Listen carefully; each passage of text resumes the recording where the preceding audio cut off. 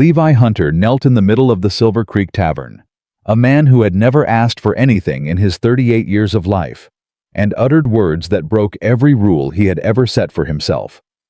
"Marry me before morning, please." The woman he'd known for exactly 2 hours looked at him kneeling on the sawdust floor and gave him an answer that silenced the room. Not yes, not no. A condition.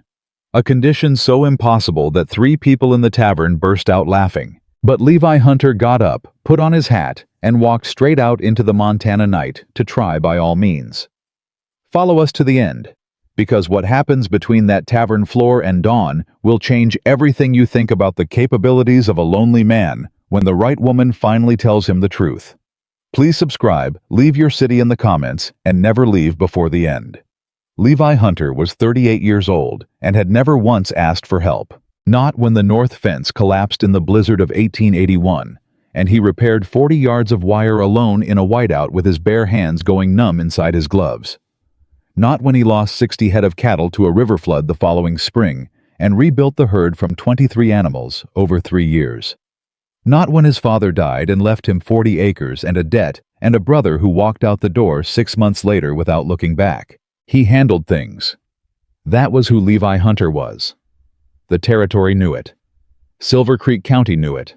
And on this particular Tuesday evening in late October of 1887, he had walked into the Silver Creek Saloon carrying something he could not handle alone, and the words had come out of him before he'd finished deciding to say them. Every head turned. Hank the bartender stopped mid-wipe.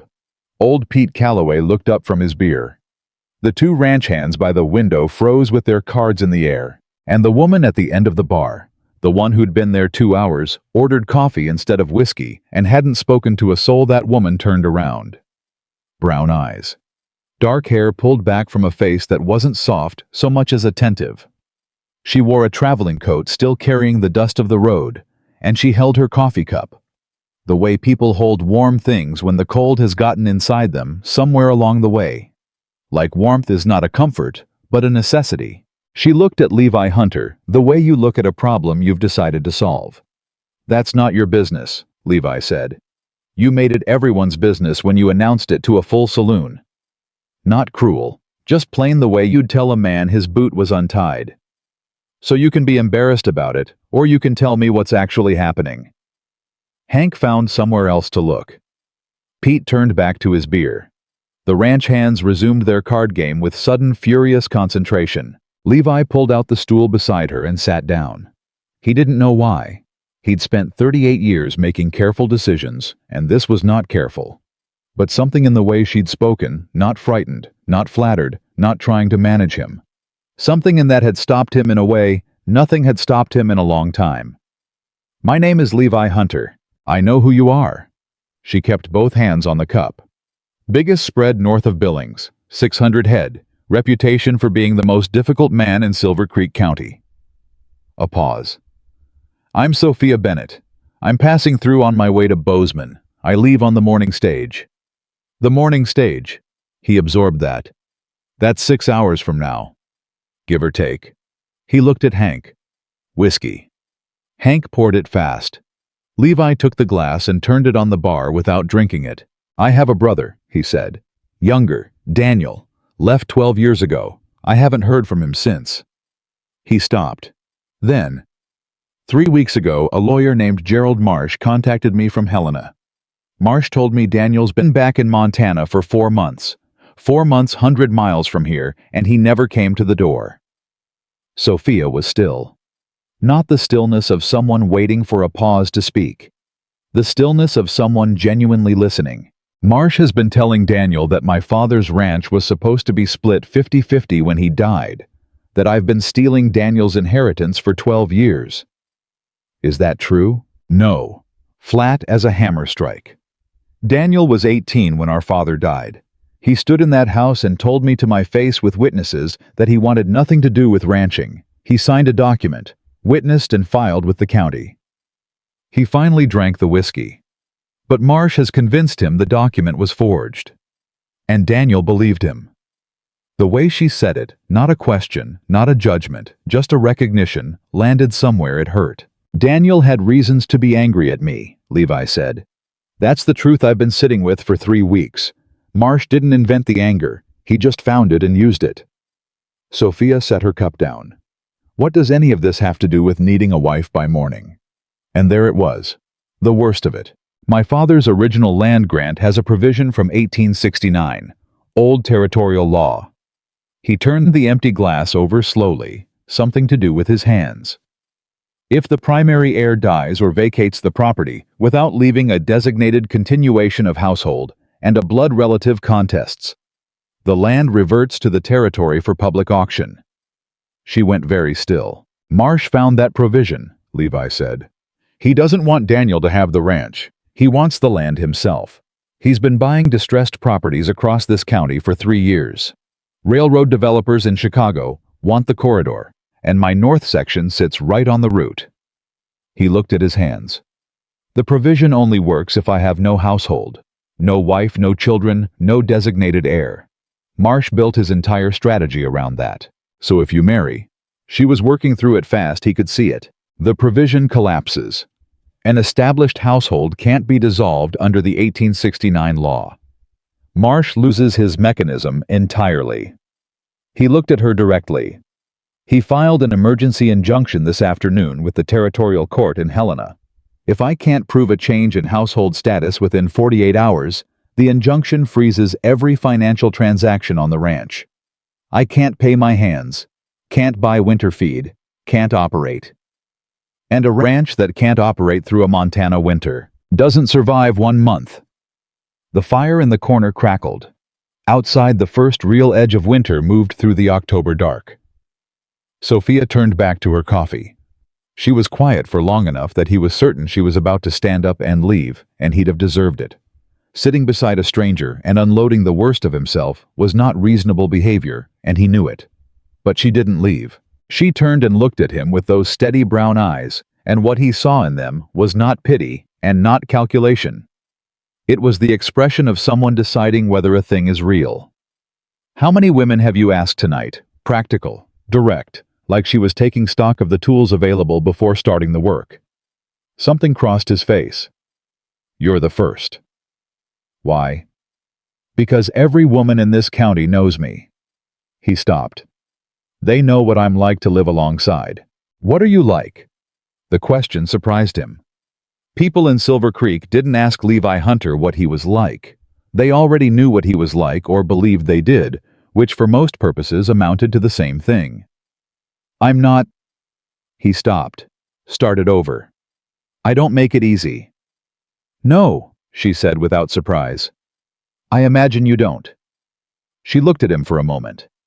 What I'm trying to understand is whether there's something underneath the difficult that's worth the trouble. He stared at her. Tell me about your brother, she said.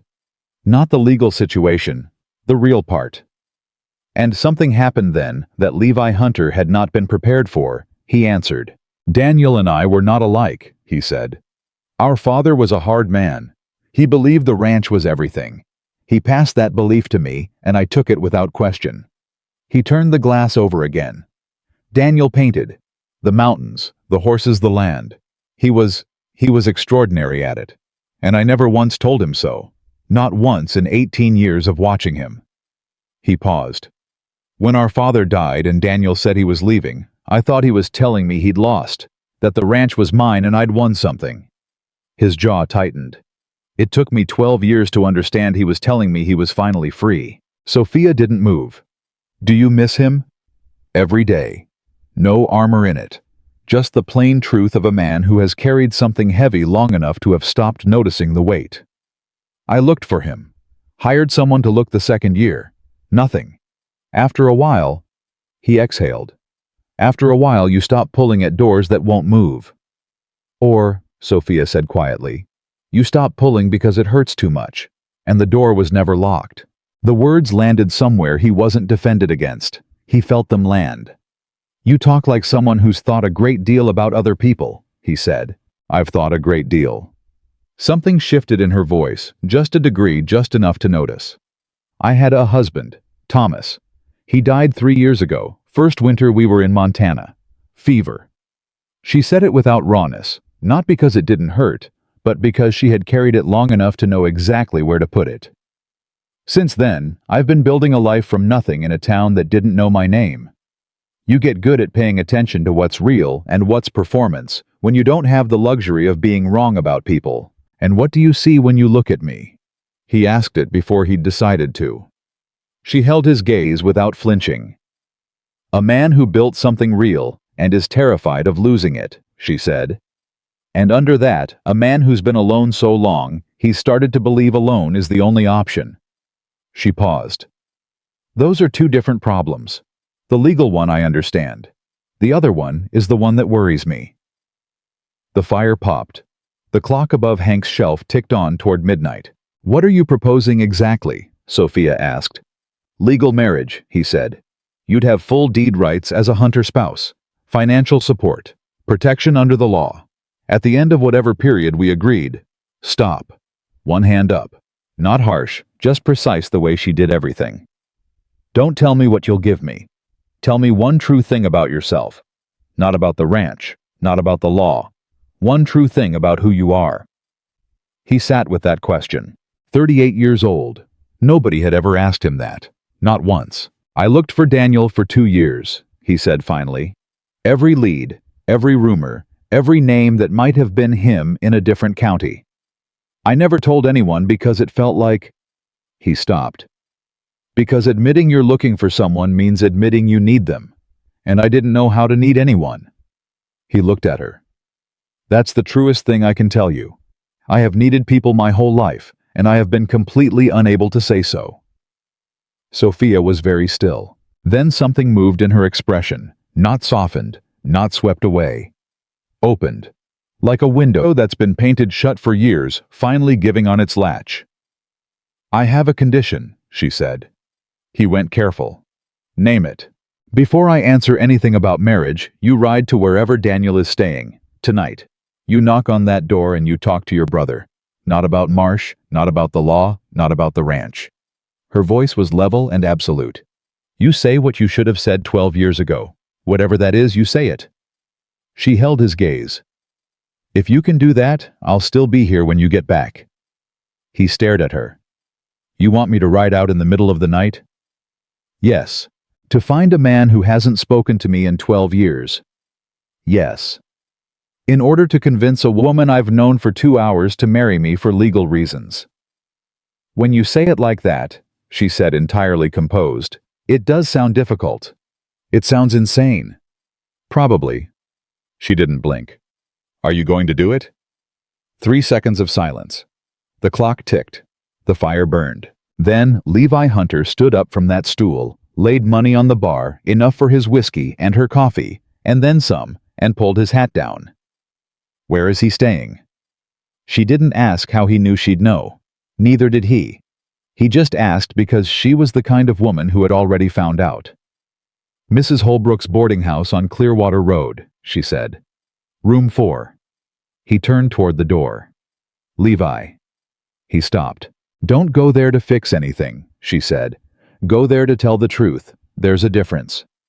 He stood with his back to her for one long moment.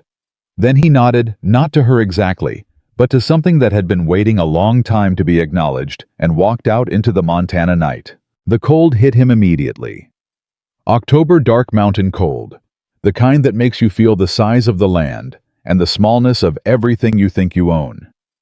He untied Grit, his gray quarter horse 9 years alongside him, and swung up and rode toward Clearwater Road with the whole weight of 12 years pressing against his chest. He spent the 15-minute ride doing the thing he always did when he didn't want to think, which was think harder and faster until it was done. He thought about Daniel at 18 standing in the doorway of their father's house, saying the ranch was Levi's, and Levi hearing it as a concession when it was a departure. He thought about the paintings, horses and mountains painted with a care and precision that their father never acknowledged, and that Levi God help him never acknowledged either. He thought about what Sophia had said, the door was never locked, and he thought about whether that was true or whether he had invented a locked door, because it was easier than admitting he'd never tried the handle. Mrs. Holbrook answered on the second knock. She took one look at Levi and said, He's awake. End of the hall. with the expression of a woman who has been expecting this particular knock for longer than Levi had been expecting to make it. He stood in front of room 4. Knocked. Silence. Then, "Who is it?" "Levi." The silence on the other side of that door lasted a very long time. Then the latch clicked. Daniel Hunter was 32 years old and looked like the version of Levi that the land hadn't gotten to. Yet same gray eyes, same broad build, but something easier in his face. Something that living on his own terms for 12 years had put there. He had paint on his hands at midnight. Of course he did. He stood in the doorway and looked at his brother. 12 years in a doorway. Everything broken, and some of it maybe not. "I found out tonight," Levi said, "that you were here. If I'd known sooner." He stopped. "That's not why I'm here. I'm not here about Marsh." Daniel waited. "I missed you." The wall completely gone. Too tired, too scared, too late at night to hold it up anymore. "I looked for you for 2 years. I hired a man the second year. When I couldn't find you, I told myself you didn't want to be found, and I stopped. And I have regretted stopping every year since." Daniel put one hand over his eyes. His shoulders moved once, absorbing something. Then he looked up. "I thought you were glad I was gone," he said. "The ranch ran better without me questioning everything. I always felt like a problem you were waiting to solve." "You were never a problem." Levi's voice went raw. "You were my brother, the only person on that ranch who ever made me laugh. You painted our father's horses and they were beautiful, and he never told you, and I never told you, and I should have told you every time I saw you do it." Daniel looked at him for a long, still moment. "Marsh came to me when I was in a bad place," he said quietly. "He found me when I was broke and angry and too far from home. I wanted to believe him because believing him was easier than believing I just ran away from something I didn't know how to face." "You didn't run," Levi said. "You left. There's a difference." He paused. "Someone told me that tonight." Something that was almost a laugh crossed Daniel's face. "Who?" "A school teacher," Levi said. "I met her 2 hours ago. I'm apparently trying to convince her to marry me." Daniel stared at him. "Tonight?" "Before the 6 o'clock stage." "Levi." Daniel stared at him for another full second. "Is that why you're standing at my door at midnight?" "She made it a condition." Daniel pressed his lips together. The almost laugh became something fuller, real and sudden, and the same laugh Levi remembered from when they were boys, unchanged by 12 years and everything in between. "Come in," Daniel said. "Mrs. Holbrook keeps coffee on." And Levi Hunter stepped through the door. They talked for an hour and a half. Not about the lawyers, not about the claim, not about Marsh, about their father, about the ranch, about what Daniel had done in 12 years, and what Levi had built, and what they had each carried in the absence of the other. At the end of it, Daniel said he would send a letter withdrawing from the civil claim in the morning. Not because Levi asked, because he'd been wanting to send it for weeks and hadn't known how to begin. When Levi rode back to the Silver Creek Saloon, it was past 2 in the morning. He half expected the saloon to be empty. He half expected her to be gone because that was the habit of his thinking. The long, ingrained certainty that the things he needed most did not wait for him. But Sophia Bennett was still there. She'd moved from the bar to a chair by the fire. Fresh coffee. Her traveling coat folded over the arm of the chair beside her. She looked up when he came through the door, and she didn't ask him how it went. She just looked at him, calm, steady, present. He crossed the room. He sat down across from her. "We talked for an hour and a half," he said. "He's withdrawing from the civil claim." She was quiet. "He's not a bad man," Levi said. "He's a man who was angry and alone and got used by someone who knew exactly how to use that." He looked at the fire. "Like a lot of people." "Like a lot of people," she agreed softly. "He asked about you." Something in her expression shifted the smallest movement, curious and almost amused. "I told him you were a school teacher," Levi said. He said that explained a great deal, and for the first time in their entire conversation, a real smile crossed Sophia Bennett's face. Not polite, not careful, real. Warm and complete, and a little surprised by itself. Levi Hunter looked at that smile, and felt something move in his chest that had not moved in a very long time. Something he did not have a ready word for because he had stopped keeping words for things he'd given up expecting. He found it was still available to him. "Sophia," he said. The smile stayed quieter now. She was waiting. "There's still the problem," he said. "The 48 hours. The injunction." "I know." She held the coffee cup in both hands. "I've been thinking about it while you were gone." A pause. "I have the condition, a different one from before." He looked at her carefully. "This doesn't work as a transaction," she said. "I will not come to your house as a convenience or a legal solution. I did not survive one Montana winter alone, and 3 years of building a life from nothing to be a signature on a piece of paper." Her voice was steady, and without anger, the voice of someone stating a boundary. So well established, it requires no defense. "I need to know that somewhere underneath this crisis, the man asking me actually wants to stop being alone, not performing it, actually wanting it." The fire burned between them. "Because I do," she said quieter. "I know what it costs to keep building alone. I've been doing it for 3 years, and I'm tired of it, and I'm not ashamed to say so. I'm not looking for rescue. I'm looking for someone to stand alongside." She met his eyes directly. "Can you be that honestly? I thought about Clara 7 years ago, who had told him living with him was like a house with all the windows boarded up. He thought about 12 years of supper alone, and decisions alone, and the particular exhaustion of carrying everything and having nowhere to put it down. He thought about Daniel's laugh in that room on Clearwater Road unchanged, and everything that's said about what can survive absence if it's real. I have been alone," he said, "since I was 26 years old. Not because I chose it, because I didn't know how to choose otherwise." He leaned forward. "Tonight I knocked on a door I'd been afraid of for 12 years, because a woman I'd known for 2 hours told me the truth I already knew, and I finally heard it." He held her gaze. "That's who I am right now. I don't know how to be different yet. But I know I went out tonight, and I know I came back here, and the first thing I wanted was to tell you how it went." He paused. "That's not nothing."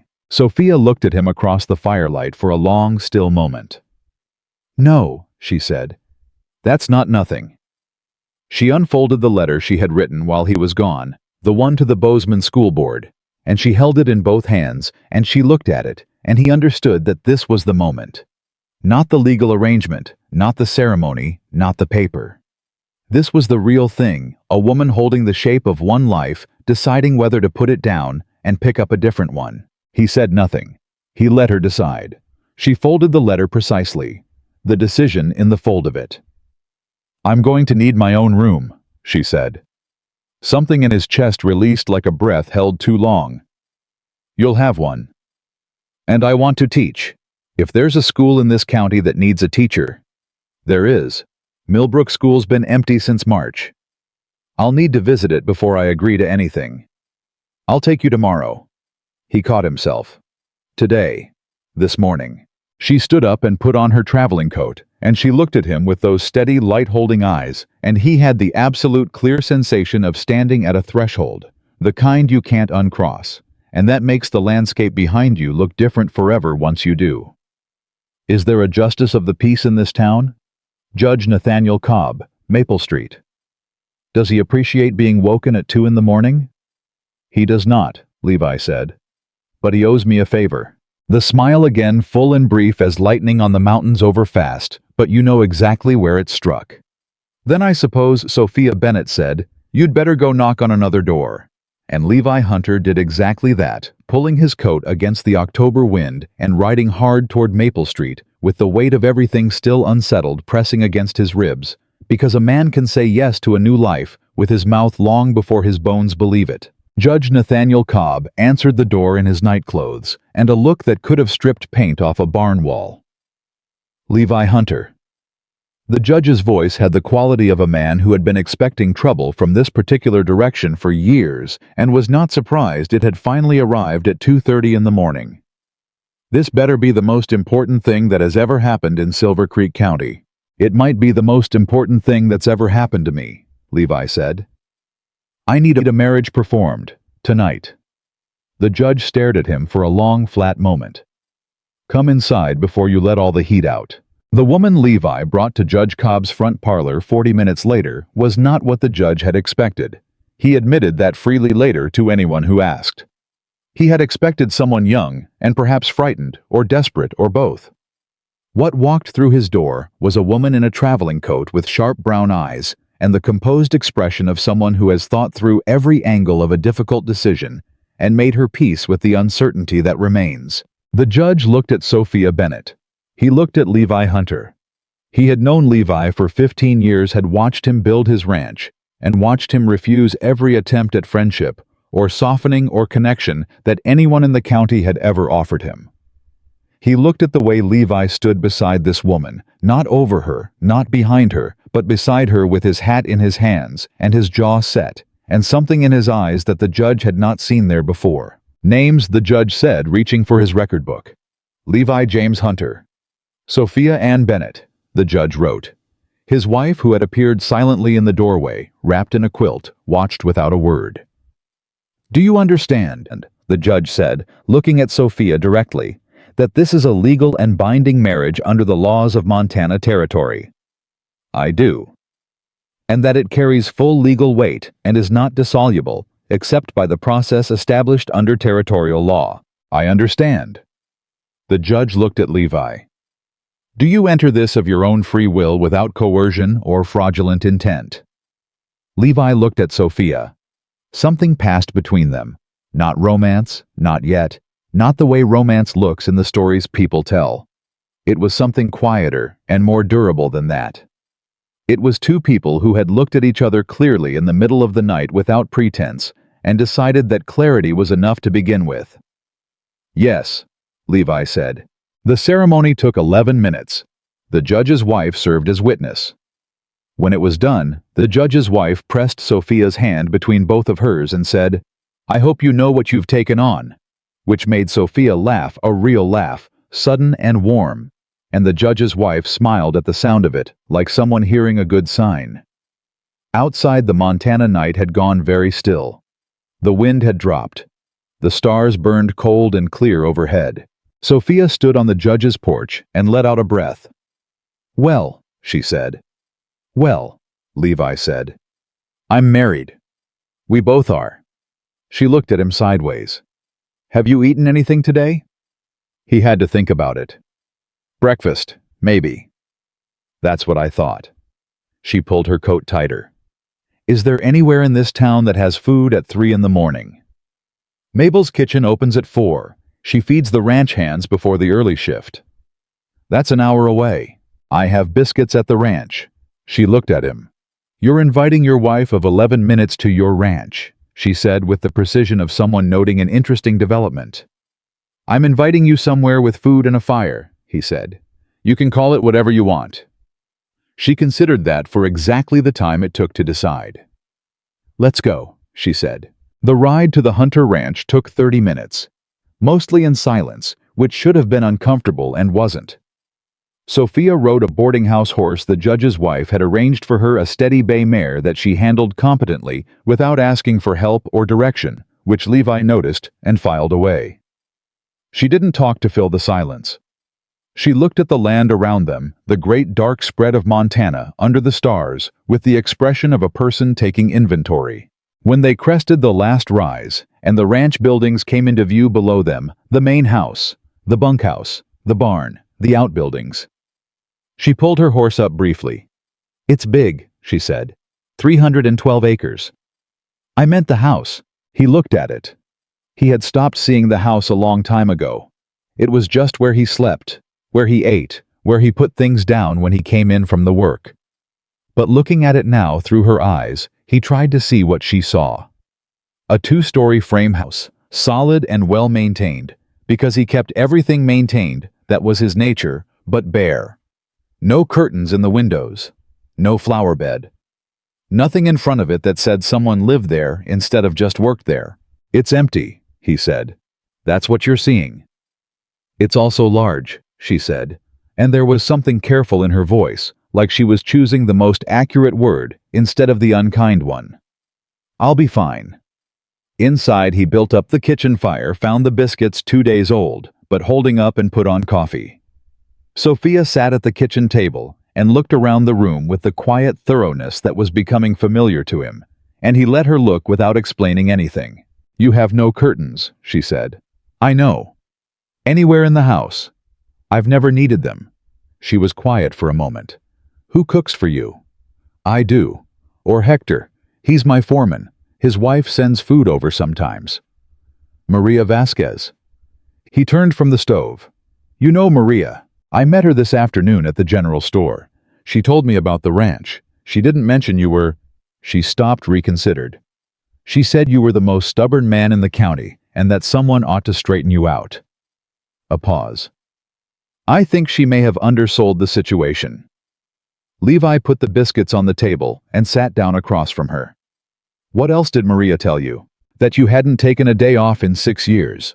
That you fired 2 ranch hands last spring for mistreating a horse, and then quietly paid both their wages for the month because they had families."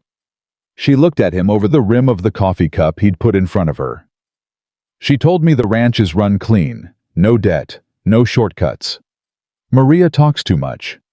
"Maria thinks the world of you," Sophia said simply. "She just doesn't think you're taking care of yourself." Levi ate a biscuit and said nothing because there was nothing to say that wasn't true. "I want to be honest with you about something," Sophia said. "All right. I'm not going to tell you what I think you should do with the ranch, or how you should run things, or whether your methods are right or wrong. That's not my place, and it's not what I'm here for." She held his gaze steadily. "But I'm also not going to pretend I don't have opinions. I have very strong opinions about most things. I'll keep them where they belong when they don't concern me. When they do concern me, I'll say them directly. I need to know that won't be a problem." "I respect directness," Levi said. "I know. Maria told me that too." Something close to amusement crossed his face, brief and unexpected. "Is there anything Maria didn't tell you?" "She didn't tell me what your brother was like, or what happened between you two." Sophia set her cup down. "That came out of you, tonight, which—" She paused, and something in her voice went quieter and more serious. "That matters to me, Levi. That you told me that yourself." He looked at her. "I want to be honest with you back," he said. "I asked you to marry me because I was desperate. That's true, and it stays true regardless of anything else. I know. But I meant what I said in the saloon, about being alone, about not having wanted it." He put his hands flat on the table, his working hands calloused and capable and not particularly graceful. "I don't know how to have someone here. I've been doing everything alone for so long that I genuinely don't know what the other thing looks like. You're going to have to—" He stopped. "I'm going to make mistakes. I'm going to close off when I should open up and push when I should wait, and probably say things wrong, because I've had nobody to practice saying them right with." Sophia looked at his hands, then at his face. "I know that too," she said. "I'm not expecting a different man than the one I agreed to marry. I'm just expecting the honest one." She picked up her coffee again. "Can I see the rest of the house?" He showed her. It didn't take long. The main floor had the kitchen, a sitting room that looked like nobody had ever sat in it, and a study that looked like someone lived in it. Very hard. Papers, ledgers, maps pinned to the wall. A chair pulled close to the desk, with the particular compression of something sat in for years. The second floor had 4 rooms. His room, 2 rooms that held equipment and stacked lumber he'd been meaning to deal with for years, and a 4th room at the end of the hall that had a bed and a dresser and a window that faced east. He opened the door to the east-facing room. "This was my parents' room," he said. "Nobody's been in it since my mother died, 12 years. He was quiet for a moment. "It needs airing out. It needs—" He looked around it, seeing the dust on the dresser, the bare window, the faded quilt on the bed. "I should have done something with it a long time ago." Sophia stood in the doorway. She was quiet for a moment. "It's fine," she said. "It just needs someone in it." She walked in. She ran her hand along the dresser, leaving a clear line in the dust. She went to the window and looked out at the dark ranch yard below. "You can see the barn from here." "My father liked to watch the horses in the morning." She turned from the window. "I'll take this room." He nodded. He started to back out. "Levi." He stopped. "Thank you," she said. "For tonight. For going to find Daniel. For—" She paused, finding the right words, which she did carefully and without rushing. He was learning. For being honest when it was hard to be. He stood in the doorway of the room that had been his parents' room, which was now his wife's room, and he looked at this woman who had been a stranger to him at 8 o'clock in the evening, and was now by every legal account his wife, and he felt the size of what had happened tonight pressing against the inside of his chest, not badly, but large. "Get some rest," he said. "I'll have Maria come up in the morning. She'll want to meet you properly. I expect she'll have opinions about my curtains. She'll have opinions about everything." "Good," Sophia said, and she meant it. "I'll have opinions right back." He pulled the door closed behind him and stood in the hallway in the dark and let himself feel for just a moment the strangeness and the weight and the something else, the thing he didn't have a word for yet, of not being alone in this house. Then he went to bed. He did not sleep for a long time. Gerald Marsh heard about the marriage at 7:30 in the morning. His man in Silver Creek, a clerk at the county office named Stu Perkins, who had been on Marsh's payroll for 14 months, sent word by Ryder before breakfast. Marsh read the note twice, set it down, picked it up and read it again. Levi Hunter, married. Sophia Bennett, performed by Judge Nathaniel Cobb. 3 in the morning. He sat with this for a long time. His office was in a building he owned on the main street of Helena, not a big office but a precise one, the office of a man who likes to know exactly where everything is. Maps on one wall, ledger books on the shelf, a locked cabinet behind the desk with documents in it that he was careful about. He stood up and went to the window. The Hunter Ranch sat on 160 acres of the best land in the valley. The north section alone had water rights that 3 railroad developers had been trying to acquire for 2 years. Marsh had been patient. He had been methodical. He had found the old territorial provision. He had found Daniel Hunter in a moment of financial desperation and genuine familial grievance, and he had built the whole thing very carefully over 18 months. One woman, married in the middle of the night, and the provision collapsed. He was not the kind of man who panicked. He had not gotten where he was by panicking. He had gotten where he was by finding the next angle always, because there was always another angle if you were willing to look hard enough and move fast enough. He went to the locked cabinet. He took out a different file. Sophia was in the kitchen when Hector Vasquez knocked on the back door at 6:30 in the morning. She had been up since 5. She had found flour lard, a tin of baking powder that was still good, and dried apples, and she had made biscuits and a dried apple compote that was not fancy, but was warm and smelled like something a house was supposed to smell like. She had also found the state of the kitchen shelves, the gaps, the dust, the things that had been put away wrong, and the things that were missing entirely, and had made a mental list of 17 specific needs that she intended to address at the first opportunity. When Hector knocked, she called him in without turning from the stove. He was a compact man in his mid-40s, dark-haired and careful-eyed, with the weathered competence of a man who has been running cattle operations longer than most people realize. He stopped inside the door. He looked at Sophia at the stove. He looked at the biscuits. He looked back at Sophia. "You must be Mrs. Hunter," he said with a carefulness in his voice that was not wariness exactly, but was close. "Sophia." She turned and held out her hand the way a person does when they mean it. "You're Hector. Maria spoke very well of you yesterday." He shook her hand. He was recalibrating, she could see it. He'd expected something, and she wasn't it. And he was a smart enough man to be interested in what she actually was, instead of disappointed by the difference. "Levi's not down yet," he said. "I haven't heard him. He was up late." She turned back to the stove. "Sit down. The biscuits are almost done." He sat. He was quiet for a moment, in the way of a man trying to figure out how much he should say. "How much did Levi tell you?" he said finally. "About the situation with the ranch?" "About Gerald Marsh's claim? All of it, I think." "Marsh is going to come back at this," Hector said. "The marriage changes his play, but it doesn't end it. He's been planning this for 18 months. He doesn't walk away because of a piece of paper." I know. She put the biscuits on the table and sat across from him. What do you know about Marsh that isn't in the legal claim? He looked at her. You're asking me direct.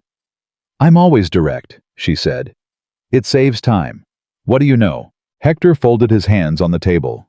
He looked at them for a moment, then at her. Marsh has bought 6 properties in this county in the past 3 years, he said.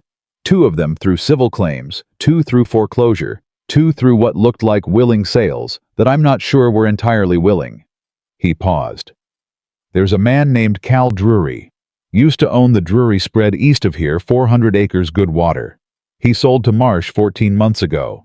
Now he's working day labor in Billings.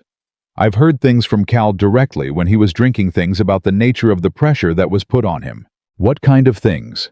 The kind that would matter to a judge. Hector said, if Cal would talk to one, which he won't, because Marsh knows where Cal's daughter lives.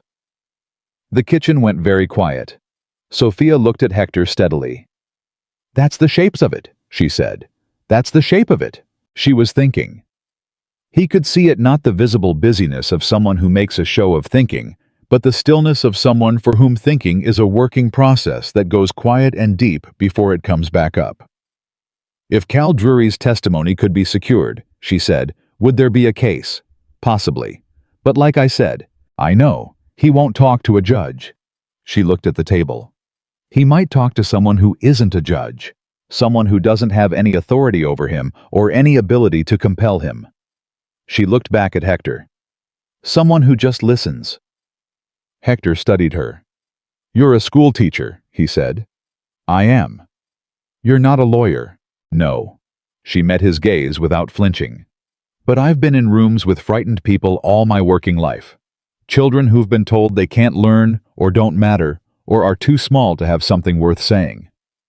Something in her voice went quiet and certain at the same time, the voice of someone speaking from the place where their actual power lives. I know how to be in a room with someone who's afraid to speak. I know how to make it safe enough to try. Hector was quiet for a long moment.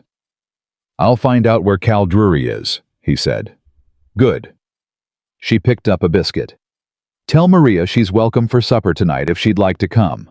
I want to hear her opinions about the curtains. The corner of Hector's mouth moved upward. She's going to like you, he said. I know, Sophia said. I'm going to like her back. Levi came down at 7, took one look at the kitchen, the biscuits, the dried apple compote. Hector sitting at his table with a cup of coffee, like it was the most natural thing in the world, and stopped in the doorway. Sophia handed him a cup without being asked. Hector was telling me about Gerald Marsh, she said. Levi looked at Hector. She asked directly, Hector said without apology. She does that. Levi sat down. He accepted the coffee and drank it and picked up a biscuit. Something in his face had the quality of a man who has slept a very few hours and woken up in a life that is different from the one he went to sleep in and is running the preliminary checks to see whether that's survivable. Hector thinks Marsh will come back at the ranch, Sophia said. He will, Levi said. Through what channel? I don't know yet. That's what worries me. He had 18 months in this play, and I disrupted it with 11 minutes in front of a judge at 3 in the morning. Men like Marsh don't walk away from 18 months of investment because the first approach failed. They adapt. He'll need time to adapt, Sophia said. Not much. He's smart. Then we need to be faster. She looked at him steadily. Hector told me about Cal Drury. Something shifted in Levi's expression. Wariness, and something else under it. The look of a man who has been carrying something heavy and just watched someone else reach for it. Cal won't talk, Levi said. Not to you, she said. Or to a lawyer, or to anyone who represents a threat. She set her cup down. I'd like to go to Billings. Sophia, I'm not asking for permission. Her voice was entirely even, not defiant, not aggressive, just clear the way a boundary looks when it's set by someone who knows exactly where it is. I'm telling you what I intend to do because you're my husband and you have a right to know what I'm planning. You don't have a right to stop me unless you can give me a reason that isn't about protecting me from something you've decided I can't handle. Levi looked at her. The kitchen was very quiet. Hector examined his coffee cup with intense attention. When? Levi said. 2 days. I want to visit the Millbrook School first, like we said. Then Billings. I'll go with you to Billings. You'll stay out of the room when I talk to Cal Drury. A beat. Agreed, Levi said. Hector put his cup down. I'll send a rider to confirm Cal's in Billings before you make the trip. He stood up. Good biscuits, ma'am. Sophia, she said. Good biscuits, Sophia. I went out, and the back door closed behind him, and Levi and Sophia were alone in the kitchen in the morning light. You're going to do this, Levi said. Not a question. I'm going to do this. She picked up her coffee. Is that going to be a problem between us? He looked at her for a long moment, and she didn't look away. And the thing that happened in that moment was something neither of them quite had words for. Yet, it was the first time they'd measured each other in daylight, without the particular permissions that the middle of the night gives people. And what they found in each other was the same thing, someone who wouldn't be made smaller. No, Levi said. It's not going to be a problem. Good. She looked out the east window, the one above the kitchen sink that faced the barn. Can I see the ranch today? The whole thing. I don't need a tour. I need to understand what we're protecting. We. The word landed between them quietly, like something placed with care. I'll saddle the horses after breakfast, Levi said. They rode the full 312 acres in 3 hours. Sophia asked questions the entire time. Not the questions a person asks to be polite, but the questions of someone learning a system from the inside. How many heads per acre? Which sections ran water, where the fencing had been repaired recently? And why? What the water rights covered, and what they didn't. Which of the neighboring properties shared boundary lines with the ranch, and what the relationships with those neighbors looked like. She remembered everything. He could tell she was filing it all away, with the precision of someone who has spent years managing information. Children's names, family situations, which student needed encouragement, and which needed challenge. The same facility applied to land and cattle and water law apparently worked the same way. At the north section. The best section. The one the railroad developers wanted. She pulled her horse up and looked out over the land. The mountains were clear to the north, the first real snow on the highest peaks. The grass in the valley was dry and gold from the October cold.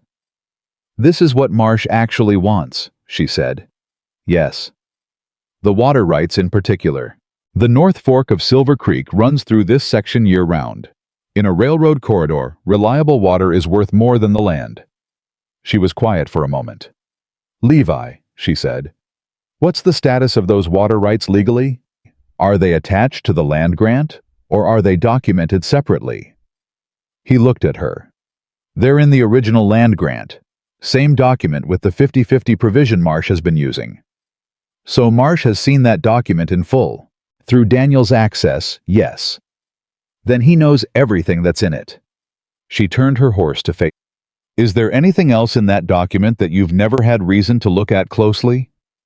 He stared at her. What are you thinking? I'm thinking a man who spends 18 months building a strategy around a document has probably found every useful clause in it. She held his gaze. I'm also thinking that someone who spent that much time finding the provision that could hurt you might have missed the provisions that could protect you. People looking for weapons don't always read the shields. He was very still. I need to look at the original grant, he said. Tonight, she said. I'll read it with you. They turned the horses back toward the ranch. The sun was high by now, the Montana morning at its fullest and brightest before the afternoon cold came back in. Riding beside her, Levi was aware of something he hadn't felt in a very long time, the specific sensation of not being alone in a problem. Not just having help, but having someone beside him who was in the problem with him, genuinely in it, with her own intelligence, and her own reasons, and her own investment in the outcome. It was a strange feeling, like using a muscle that had gotten so weak from disuse you'd forgotten it was there. Maria will come tonight, he said, for supper. I know. I asked Hector to let her know. He glanced at her. You already arranged that.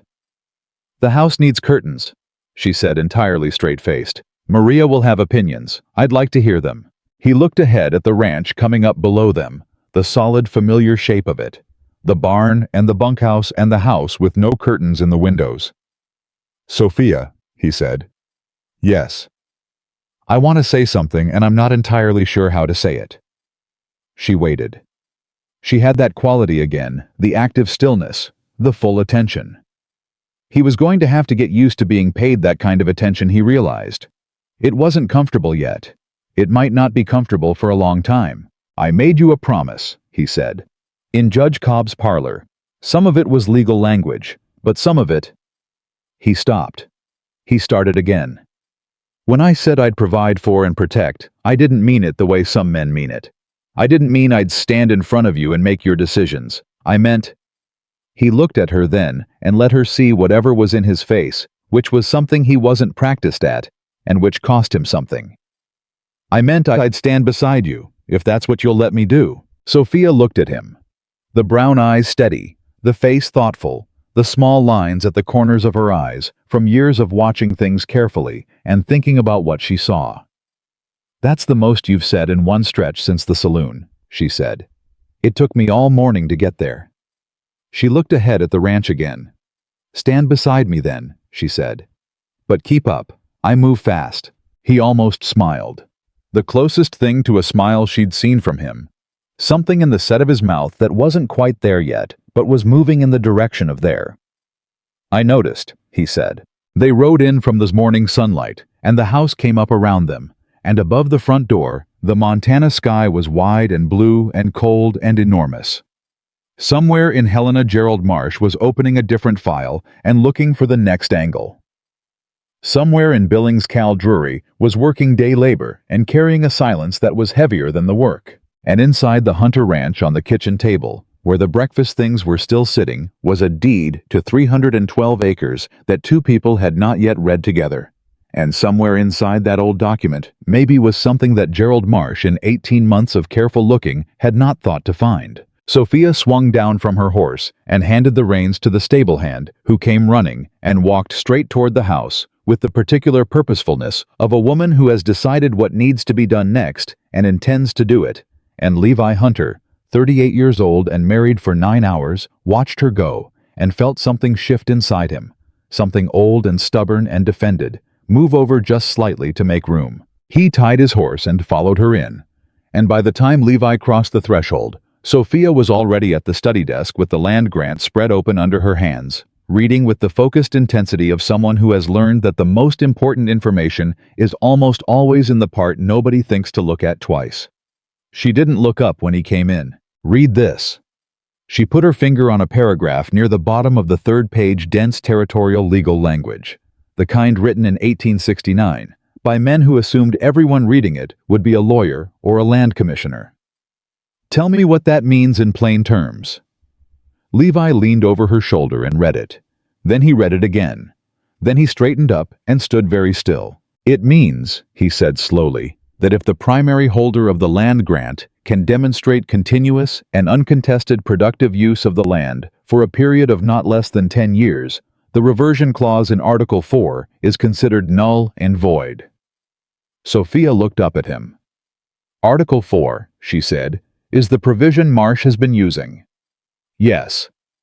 "And you have been in continuous and uncontested productive use of this land for how long?" 12 years. The study was very quiet.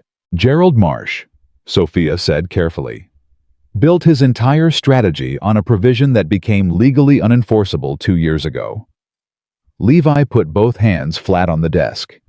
The weight of it moved through him in stages: disbelief first, then something that wasn't quite relief yet, because it was too large and too sudden to be relief, and then underneath both of those, a white-hot flare of anger at the time he had spent afraid. "He knew," Levi said. "He had to have known. He read this document." "Yes." Sophia's voice was steady, but her eyes were sharp. "He knew, and he built the case anyway. Which means he wasn't counting on the provision holding up in court. He was counting on something else. On me not reading my own deed closely enough." Levi's jaw tightened. "On the fear doing the work before we ever got to a courthouse." "That's exactly right." She stood up from the desk.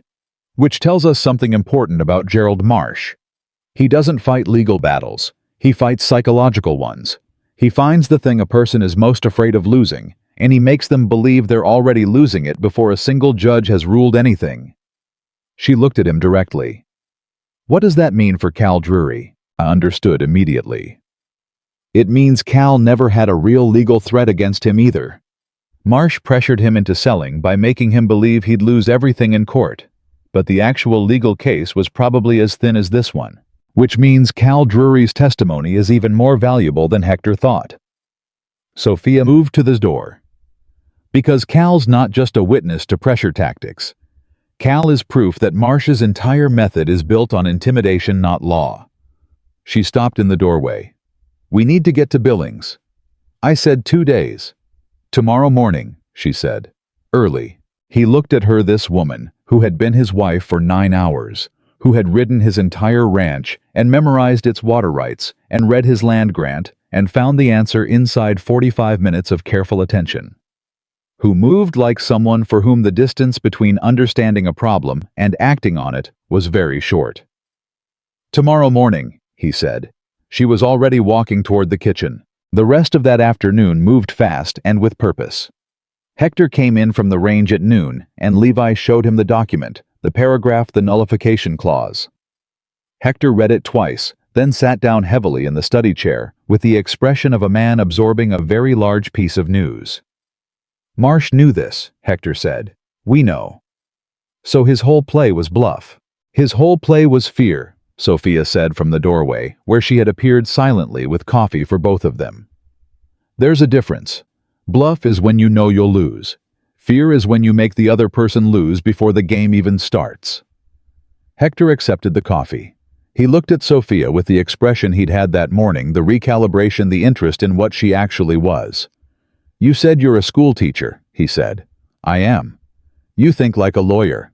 I think like someone who has spent 15 years in rooms where the person with the most power was trying to convince everyone else they had none. She sat down in the chair across from his. Children learn that fast. They figure out which adults are bluffing and which aren't by the time they're 8 years old. I've just been paying attention longer. Hector was quiet for a moment. Then he looked at Levi. She's right about Billings. The sooner we get to Cal Drury, the better. If Marsh hears the marriage is solid and starts looking for his next angle, Cal becomes a target. I know. Levi stood with his hand on the doorframe, looking at the land grant still open on the desk. 12 years on that land. 12 years of not knowing that the thing he'd been afraid of wasn't real. Hector, I need you to get a message to my lawyer in Helena tonight. He needs to know about the nullification clause before Marsh's next move. I'll ride myself. Hector set down his cup and stood up. It's faster. I went out, and Levi looked at Sophia, and Sophia looked at him, and for a moment neither of them spoke because there was a great deal to say, and none of it was the kind of thing that pushed its way to the front.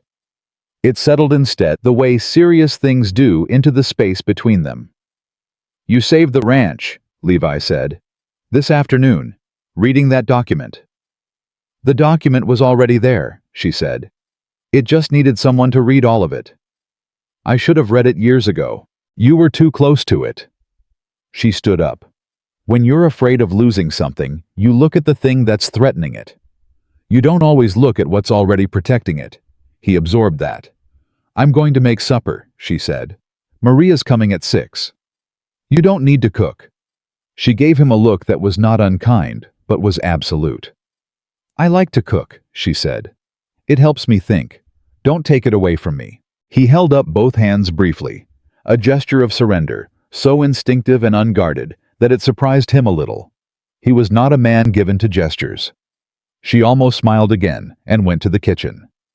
He stood in the study for a moment alone, looking at the land grant, the dense old language of it, the paragraph near the bottom of the 3rd page that had been sitting there for 12 years, being the answer while he'd been afraid of the question. Then he sat down at his desk and started writing a letter to Daniel. Maria Vasquez arrived at 6 o'clock with an opinion about the curtains and 3 pounds of chili peppers from her garden, and the supper that followed was the loudest, most populated, most thoroughly argued meal the Hunter Ranch kitchen had hosted in 12 years. Maria was 41, stout, direct, and possessed of a warmth that operated like a force of nature. It didn't ask whether you wanted to be warmed. It simply warmed you, and if you resisted it, said something pointed about foolishness in rapid Spanish, and warmed you anyway. She had brought her two youngest children, Rosa, who was 9, and Tomas, who was 6, because Hector had taken the older boys with him to Helena, and she had no one to leave them with, and the children planted themselves in the kitchen, with the confidence of people who have always been welcome there, which they had been with her, because Maria had been sending food to this ranch for 4 years, and the children had always come with the food. Tomas took one look at Sophia and announced with 6-year-old certainty, "You're pretty. Are you the new lady?" "I am," Sophia said with entirely appropriate gravity. "My name is Sophia. What's yours?" "Tomas. Mama said Mr. Hunter got married in the middle of the night, which is a crazy time to get married." "Tomas," Maria said with the particular tone of a woman who has been mortified by her child before and has made her peace with it. "It is a crazy time to get married," Sophia agreed. "But the circumstances were unusual." "What does unusual mean?" "It means the timing was strange, but the reasons made sense." Tomas considered this with the deep philosophical attention that 6-year-olds bring to the things that interest them. "Okay," he said, and went back to the biscuit he had located. Rosa, who was 9, and therefore infinitely more sophisticated, sat at the table and watched Sophia with the careful attention of a child who is deciding something. Rosa was quiet for most of the first hour, taking in everything: the way Sophia moved around the kitchen, the way she spoke to Levi, the way she listened when Maria talked, the small specific way she put her hand on the table when she was making a point. At 7 o'clock, while the adults were deep in the question of curtain fabric, Rosa looked up at Sophia and said, "Do you know how to read really hard books?" Sophia turned to her. "What kind of hard books?" "Books with long words. My teacher in Billings said I was too young for the ones I wanted to read. She gave me easy ones. I already read all the easy ones." Something happened in Sophia's face. Not surprise exactly. Recognition. "What's the hard book you want to read?" Sophia asked. Rosa went to her mother's bag. She'd brought it herself. Apparently this was not an accident, and produced a battered copy of Jane Eyre.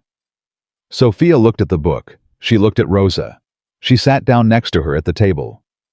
"Have you started it?" Sophia asked. "The first page. Some of the words I don't know." "Let's look at the first page together." And that was the end of Rosa's participation in the curtain conversation, which suited Rosa entirely, and which made Maria look at Sophia with an expression that shifted from assessment to something warmer and more definite. Levi watched this from across the kitchen. He had been quiet most of the evening, not uncomfortable quiet, but the quiet of a man who is experiencing something new and is paying attention to it rather than talking through it. He was watching his kitchen be inhabited. He was watching his wife at the table with a 9-year-old girl and an old book. Her voice low, and even her finger moving along a sentence, Rosa's face tight with concentration. How was watching Maria argue about curtain fabric with the pleasure of someone who has been waiting to have that argument for years. He thought about the letter he'd written to Daniel that afternoon. He'd written 3 drafts and kept the third, which was the shortest and the truest. He hadn't asked Daniel to do anything or come anywhere or make any decisions. He'd just said, "The door is open. It's been open. I should have said so sooner." "You're thinking," Maria said, appearing beside him with a coffee cup. "I'm watching," he said. She followed his gaze to Sophia and Rosa. "She's good with children," Maria said. "She's good with people," Levi said. "That's harder." Maria handed him the coffee. "She's also good with you." He looked at her. "I watched her tonight," Maria said with the directness of a woman who has earned the right to it through years of bringing food to a man who ate alone. "She doesn't try to change you. She just moves around you, like she already knows where the edges are." "She listens," Levi said, "more than she talks. And you notice that because you're the same." Maria gave him a look that was fond and also somewhat pointed. "Don't be an idiot about this, Levi." "About what?" "About her. About being afraid of it." He looked into the coffee cup. "I'm not afraid." "You've been afraid your whole life," Maria said, not cruelly. "Of the same thing. That the people you love leave. She set her hand briefly on his arm, a small, firm gesture. This one isn't leaving, I can see that already, but you're going to have to stop waiting for her to. He was quiet. Daniel's coming next week, he said. Maria's eyes went wide. Truly. We talked last night. He stopped. It's not fixed, but the door's open. Maria pressed her hand briefly to her mouth, and her eyes were bright. Your mother would be so glad, she said quietly. They stood together in the warm kitchen in companionable silence, and from the table came Rosa's voice, reading aloud, halting and careful and concentrating hard. The first paragraph of Jane Eyre, while Sophia listened with her full attention, and Tomas fell asleep against Maria's coat on the bench beside the fire. It was 10 o'clock before Maria gathered her children and went home, and the house settled back into quiet, but a different quiet than it had held the night before. The quiet of a house that has been lived in that day rather than just occupied. Sophia was washing the supper dishes when Levi came back in from seeing Maria and the children to the wagon. I can do those, he said. I know. She kept washing. Rosa is extraordinary. She is. Maria's been trying to find the right teacher for her for 2 years. Sophia was quiet for a moment. The Millbrook School, she said. Yes. When we visit tomorrow morning before Billings, I need to know if there are children like Rosa there. Probably, Levi said. Rural schools usually have the full range. No one's been sorting them into what they're ready for because there's only been one teacher, one room, all ages together. That's what I thought. She finished the last dish and dried her hands and turned around. That's actually better. For the ones who are ready for more, a mixed-age classroom means the challenge is already built in. You just have to know which ones are reaching for it. Like Rosa was reaching for Jane Eyre. Like Rosa was reaching for Jane Eyre. She looked at him, and something in her expression had settled into a kind of quiet rightness. The look of someone who has found the place where their work and their nature fit together. I want that job, Levi. The Millbrook School. Not because I have to stay, because I want to teach those children. Then it's yours, he said. I'll speak to the school board chairman in the morning. I'd rather speak to him myself. He almost smiled. Of course you would. She put the dish towel down. I'm going to sleep, she said. We have an early start. Sophia. She paused. What Maria said to me tonight. He started then stopped, because the words were in the right order in his head, but they were not practiced, and they came out rough and unfinished. I'm going to, another stop. I don't want you to think that I take what you did today for granted. The document. Cal Drury, all of it. You've been here one day. She looked at him for a moment. I know, she said. You don't take it for granted. I can see that. Her voice was quiet. That's enough, Levi. You don't have to say it perfectly. You just have to mean it. I mean it. I know. She went upstairs. He stood in the kitchen in the quiet and let the day finish settling through him. The document, the nullification clause, Maria and her children, the letter to Daniel. The look on Rosa's face over Jane Eyre Sophia at the table beside her. He put out the kitchen lamp and went to bed. He slept this time almost immediately. They left for Billings at first light. The Millbrook School was 7 miles south of the ranch, and Levi had sent a rider the night before to let the school board chairman, a farmer named Ernie Bassett, know they were coming. Ernie met them at the schoolhouse door at 7:30 with his hat in his hands and an expression that mixed relief with anxiety in roughly equal parts. The schoolhouse was one room. It needed paint on the outside, a new length of stovepipe, and about 4 hours of cleaning inside. It had 12 desks, 2 of which were broken, and a blackboard that was whole and serviceable and had been wiped clean, which told Sophia that someone cared about it, even if they hadn't been able to maintain it. Ernie talked for 10 minutes. Sophia listened, asked 6 precise questions, and accepted the position in the time it took Levi to walk the perimeter of the building once. When he came back around to the front, she was shaking Ernie's hand. Monday, she said to him. I'll need the stovepipe replaced by then, and the 2 broken desks repaired or removed. Ernie looked at Levi. Done, Levi said before Ernie could open his mouth. They were back on the road to Billings before 9. The ride took most of the morning. They talked some and were quiet some, and both kinds were comfortable now in a way they hadn't been 24 hours ago, which said something about the specific efficiency of hard circumstances for moving people past the slow early stages of knowing each other. Hector had sent word ahead through his writer network. Cal Drury was in Billings working at the Colton lumber yard on the east side of town. He lived in a rooming house 2 blocks south of the yard. Levi found the rooming house. Sophia went inside alone. She was in there for 45 minutes. Levi waited outside with the horses and worked very hard at not thinking about all the things that could go wrong, which was not a skill he had ever developed because he had always preferred to be doing something rather than waiting for someone else to do it. He walked the horses up the block and back. He checked the saddle girth on his horse twice. He looked at the rooming house door 11 times. When Sophia came out, he knew immediately from the way she was walking. She had gotten something. She climbed up on the mare without assistance and waited until they were half a block from the rooming house before she spoke. Cal Drury didn't sell willingly, she said. He was told that Marsh had a legal claim against the water rights on his property. A claim that Cal's lawyer said would take 3 years to fight and cost more than the property was worth. She paused. Cal's lawyer was a man named Henry Birch. Birch's office is in Helena. Birch told Cal the case was unwinnable. Is Birch on Marsh's payroll? Yes. Her voice was controlled, but underneath it there was something hard and hot.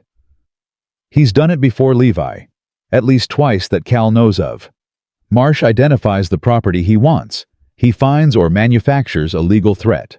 He hires Birch to advise the target that the threat is real and the cost of fighting it is prohibitive, and then he offers to buy at 30 cents on the dollar as a settlement.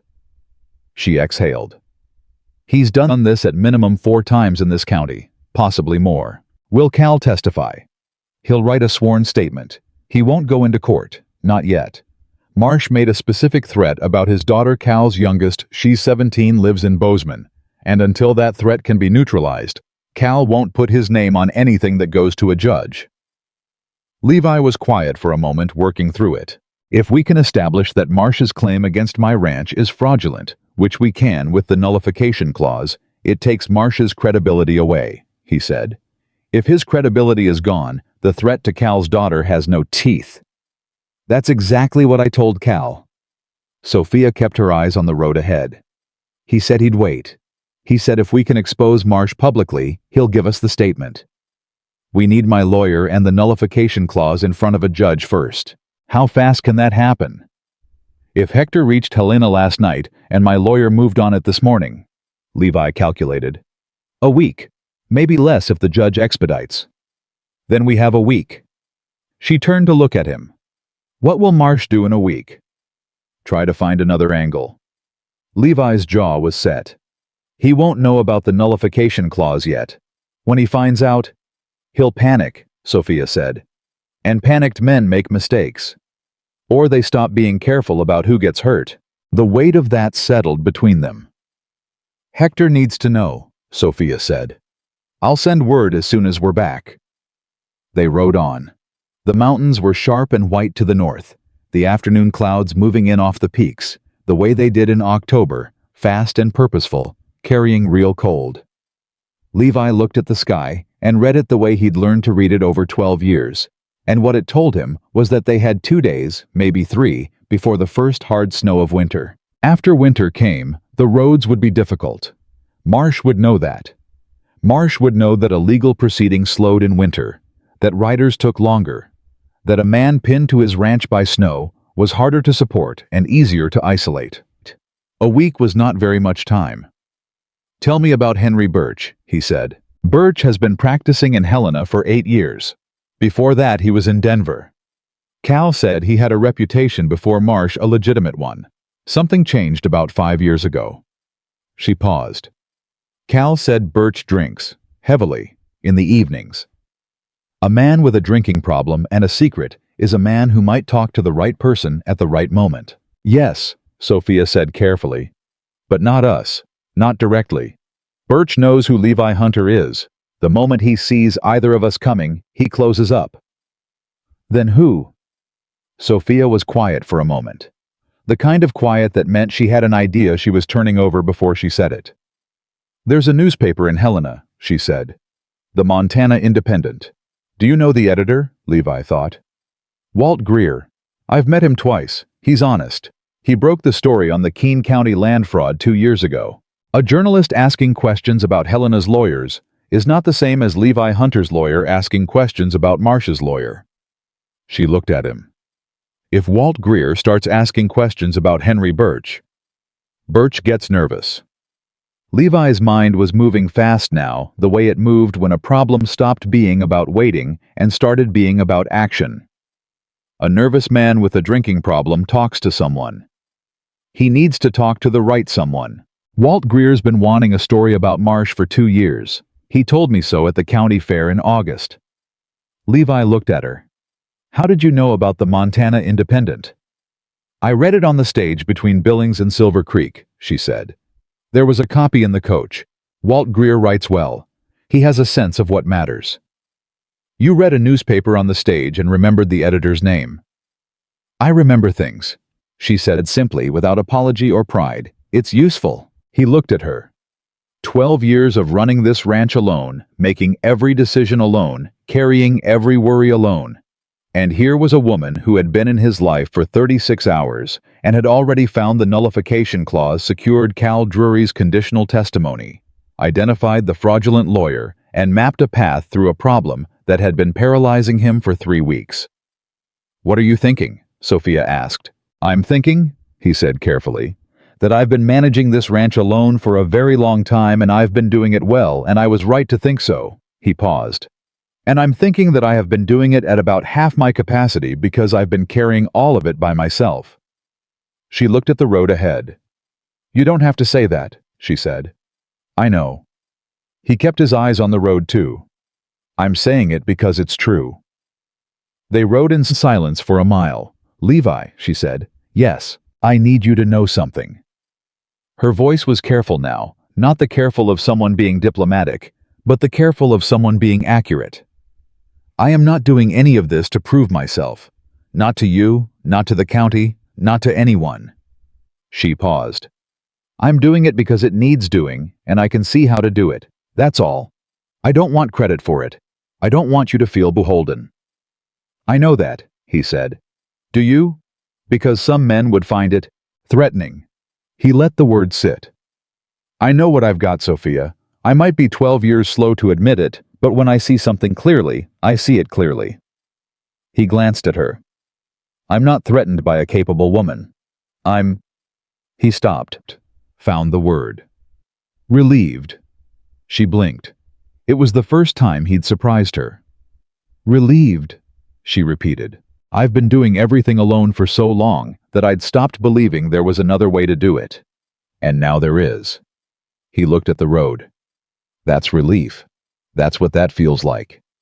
She was quiet for a long moment. Then, we need to get a message to Walt Greer tonight. I'll write it when we get back. I'll write it, she said. You write to your lawyer. I'll write to Greer. We send both tonight. Sophia, I write faster, and I know what a journalist needs to hear to get interested. She kept her eyes on the road. You know your lawyer. You know what he needs. Levi was quiet for exactly 2 seconds. Agreed, he said. They came back to the ranch as the late afternoon light was going amber and long across the valley, the kind of light that made the whole north section look like something a painter would stop for, like something Daniel would have painted. Hector was waiting for them on the porch. The expression on his face stopped them both before they'd finished dismounting. What happened? Levi said.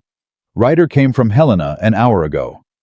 Hector's voice was flat and careful, the voice of a man delivering information he has processed enough to report without his feelings getting in the way yet. Marsh filed a new claim this afternoon, not against the ranch. He looked at Levi, then at Sophia. Against Sophia. Levi went completely still. Sophia's hands stopped moving on the mare's reins. Against me. Flat, not a question. Marsh is claiming the marriage is fraudulent, Hector said. He's filed a petition with the territorial court arguing that Sophia Bennett entered the marriage under false pretenses that she had a prior relationship with Levi that constitutes a conspiracy to defraud the territorial land provision. Sophia turned and looked at Levi. His face had gone hard in a way she hadn't seen before. Not the controlled hardness of a man managing his emotions, but the genuine hardness of a man who has moved past managing and into something colder and more direct. "He's trying to dissolve the marriage," Levi said. "He's trying to dissolve the marriage," Hector confirmed. "If it can be shown to be fraudulent, the nullification clause doesn't apply. It only protects an established household, and a fraudulent marriage isn't a legal household." "We met 12 hours before the ceremony," Sophia said. "We have witnesses. Judge Cobb performed it. Hank at the saloon. Mrs. Holbrook at the boarding house. We have—" She stopped. She was thinking fast. He could see it, that deep working quiet that went underneath the words. "He knows we met that night. Someone told him." "Stu Perkins," Levi said. "The county clerk. He's on Marsh's payroll. He would have seen the marriage record and the date, and Marsh built a case around the date." Sophia's voice was steady, but something had shifted behind it. Not fear. Something harder than fear and more useful. "He's saying we conspired beforehand, that the marriage was planned as a legal maneuver." "Was it?" Hector asked, not accusingly. "Just directly." Sophia looked at him. "I didn't know Levi Hunter existed before 8 o'clock Tuesday evening," she said. "I was on my way to Bozeman. I had a position. I still have a position. The Millbrook School. I accepted it this morning. Ask Ernie Bassett." Hector nodded slowly. "That helps." "That helps, but it's not enough," Levi said. His voice was tight. "Marsh doesn't need the claim to succeed in court. He needs it to delay. If the marriage is under judicial review, the household status is suspended pending ruling, which means the nullification clause is in limbo, which means his original strategy has time to—" "I know." Sophia turned to face him fully. Her chin was level. Her eyes were steady. "He came after me because he thinks I'm the weak point.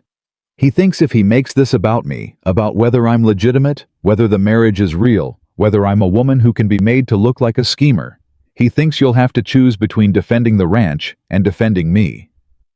The truth of it landed in the space between them. Levi looked at her, and for the first time since she had met him, she watched something happen in Levi Hunter's face that was not controlled, not managed, not passed through the wall of his composure before it reached the surface. She watched something clean and uncomplicated move across his features, something that didn't calculate cost before it landed. Anger, yes. But not at her. Not at the situation.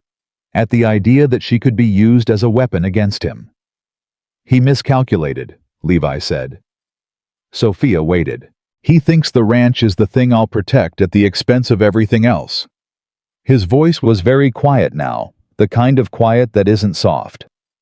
"He doesn't understand that the reason I need to protect the ranch is because of what the ranch is for. It's not a piece of land. It's the place where people I care about." He stopped.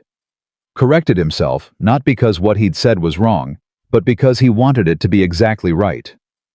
"Where the people in my life have a home. And if I let a man like Marsh make my wife into a target and don't answer for it directly, then I don't deserve to keep what I'm protecting." The porch was very quiet.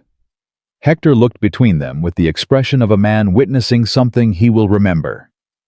"What do you want to do?" Hector asked. Levi looked at Sophia. He asked the question with his eyes before he asked it with his mouth, the way a person does when they've decided the asking matters as much as the answer. Sophia pulled her gloves off one at a time and tucked them into her coat pocket and stood on the porch of the Hunter Ranch in the amber late October light and looked at this man she had agreed to stand beside, 36 hours in one night of sleep, a land grant, a trip to Billings, and now Gerald Marsh trying to make her into the thing that brought everything down. She had survived a Montana winter with a husband who died before spring. She had built 3 years of life from nothing in a town that hadn't known her name. She had walked into a saloon in Silver Creek and listened to a stranger's worst night and sent him out to knock on a door he'd been afraid of for 12 years, and she had been here when he came back. She was not going to be the weak point. "We send both letters tonight. Your lawyer and Walt Greer. And tomorrow morning, you ride to Helena with me. And we walk into the territorial courthouse together, and we answer Gerald Marsh's petition in person." She held his gaze. "I am not going to sit here and wait for a judge to decide whether my marriage is real. I know whether my marriage is real, and I intend to make sure every person in that courthouse knows it too." Levi looked at her for one long, steady moment. Then he turned to Hector. "Saddle the road horses for tomorrow. The fast ones." Hector allowed himself one brief, small smile. "Already planned on it," he said, and went to the barn. Sophia moved past Levi toward the door, already thinking about the letter to Walt Greer, what to say and how to say it, the specific language that opens a journalist's mind and makes him understand what he's looking at before you've finished the first paragraph. Levi caught the door behind her and held it. She looked back at him over her shoulder, a brief measuring look, the kind that had become in 36 hours its own language between them. "Thank you. Not for holding the door. They both knew that. Don't thank me. Just write the letter." She went inside. He followed her in, and they sat down at the desk together. Two people, two letters, one lamp between them, and outside the Montana night came down cold and clear, and somewhere in Helena. Gerald Marsh had no idea that the woman he had just made his target was at this exact moment writing the first sentence of his undoing. Somewhere in Helena. Gerald Marsh had no idea that the woman he had just made his target was at this exact moment writing the first sentence of his undoing, and she wrote it without hesitation, without flourish, the way a person writes when they know exactly what they mean and have no interest in dressing it up. She wrote to Walt Greer of the Montana Independent in the plain, direct language of someone who understands that a good journalist doesn't need to be convinced of a story's importance, he needs to be shown exactly where to look. She gave him Henry Birch's name. She gave him the pattern, the manufactured legal threat, the paid advisor, the below-value offer, the timeline across 4 properties in 3 years. She did not tell him what to conclude. She simply laid the pieces in front of him, in the order that would make the shape unmistakable. She sealed the letter and set it beside Levi's letter to his lawyer, and they rode to Helena before dawn. The territorial courthouse in Helena was a 2-story stone building that smelled of pine resin and old paper. And at 9 in the morning, it held the particular quality of a place that moves slowly on purpose. Clerks behind counters. Lawyers in corridor conversations. The occasional rancher or merchant waiting on a bench with the patient misery of someone who has learned that government moves on its own schedule and not yours. Levi and Sophia walked in together. They had not discussed how to walk in together. It happened naturally, her shoulder at the level of his upper arm. Neither of them a step ahead of the other. Both of them moving with the same forward purpose, and the people in the corridor noticed it without being able to say exactly why they noticed it. There was something in it that was simply not a performance. It was not 2 people presenting a united front. It was 2 people who were in fact united. Levi's lawyer, a careful-eyed man named Robert Aldine, who had been practicing territorial law for 20 years, met them in the corridor outside the clerk's office. He had Hector's message from the previous night and the relevant sections of the land grant document already marked and annotated, and he shook Sophia's hand with the brisk efficiency of a man who has recalibrated several assumptions overnight and arrived at a position he is now confident in. "The nullification clause is solid," Aldine said, walking them toward his temporary office down the hall. "I've spent the morning with it. The language is unambiguous. 10 years of continuous productive use voids the reversion provision. We have 12 years of documented operation county tax records, cattle census records, water usage filings. The case is airtight." "What about Marsh's fraud petition?" Sophia asked. "The one against the marriage." Aldine glanced at her.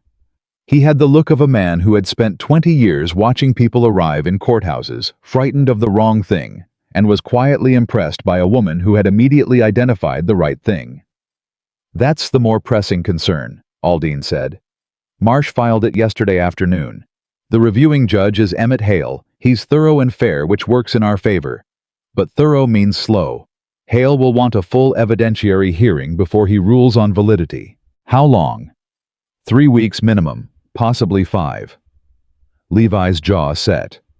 "And while it's under review, the household status is technically provisional, which means Marsh's legal team can argue that the nullification clause can't be applied until the marriage question is resolved." Aldine stopped outside his door. "It's a delay tactic, a smart one. Even if he loses both claims eventually, 5 weeks buys him the Montana winter. And a ranch that can't operate through a Montana winter, Sophia began. Doesn't survive intact, Levi finished. His voice was flat. Feed wages, winter repairs. If I can't conduct property transactions, I can't pay for any of it.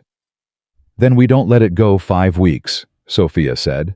Both men looked at her. The fraud petition requires Marsh to demonstrate either prior conspiracy or financial motive that predates the marriage. She looked at Aldine directly. He has neither. What he has is a date, the date of the marriage, and the implication that a marriage performed in the middle of the night between two people who met hours before must be suspect. She paused. But a marriage's validity under territorial law isn't decided by how long the parties knew each other. It's decided by whether both parties entered freely, whether the ceremony was performed by an authorized officer, and whether there's any legal impediment. Aldine was very still. You've been reading territorial marriage law. I've been reading a lot of things since Tuesday evening. Is my reading correct? It is correct. Then Marsh's petition is based on implication and suspicion, not on any of the 3 actual legal criteria. She folded her hands in front of her. We request an expedited hearing. We put Judge Cobb on the record. We put Hank from the saloon on the record. We put Ernie Bassett from the Millbrook School Board on the record to establish that I accepted a teaching position independently of any arrangement with Levi, and we make Marsh demonstrate a single piece of actual evidence of prior conspiracy. She paused.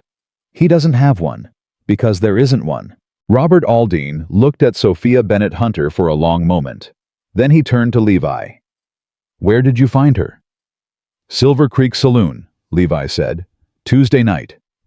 Aldine turned back to Sophia. I'll file for the expedited hearing this morning. Thank you. She was already moving. We'll be in the corridor. Levi has someone he needs to speak to. Levi looked at her. Walt Greer's office is 2 blocks from here. The letter got there this morning. He'll want to meet you. He stared at her. You knew Greer's office was 2 blocks away. I asked the clerk at the front desk when we came in. He held her gaze for 1 second, then turned to Aldine. File the hearing request. We'll be back by noon. Walt Greer was a wiry man in his 50s with ink-stained fingers and the eyes of someone who has spent 30 years deciding what was true and what was almost true and what was presented as true but wasn't.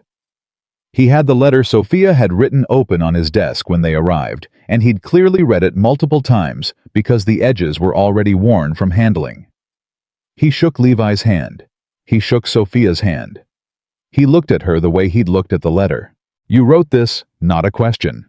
I did. You laid it out like a legal brief. I used to read a lot of legal briefs. My husband was a land surveyor. Disputed boundaries were a regular feature of our life. Greer looked at the letter again. Henry Birch, you're certain about the connection to Marsh.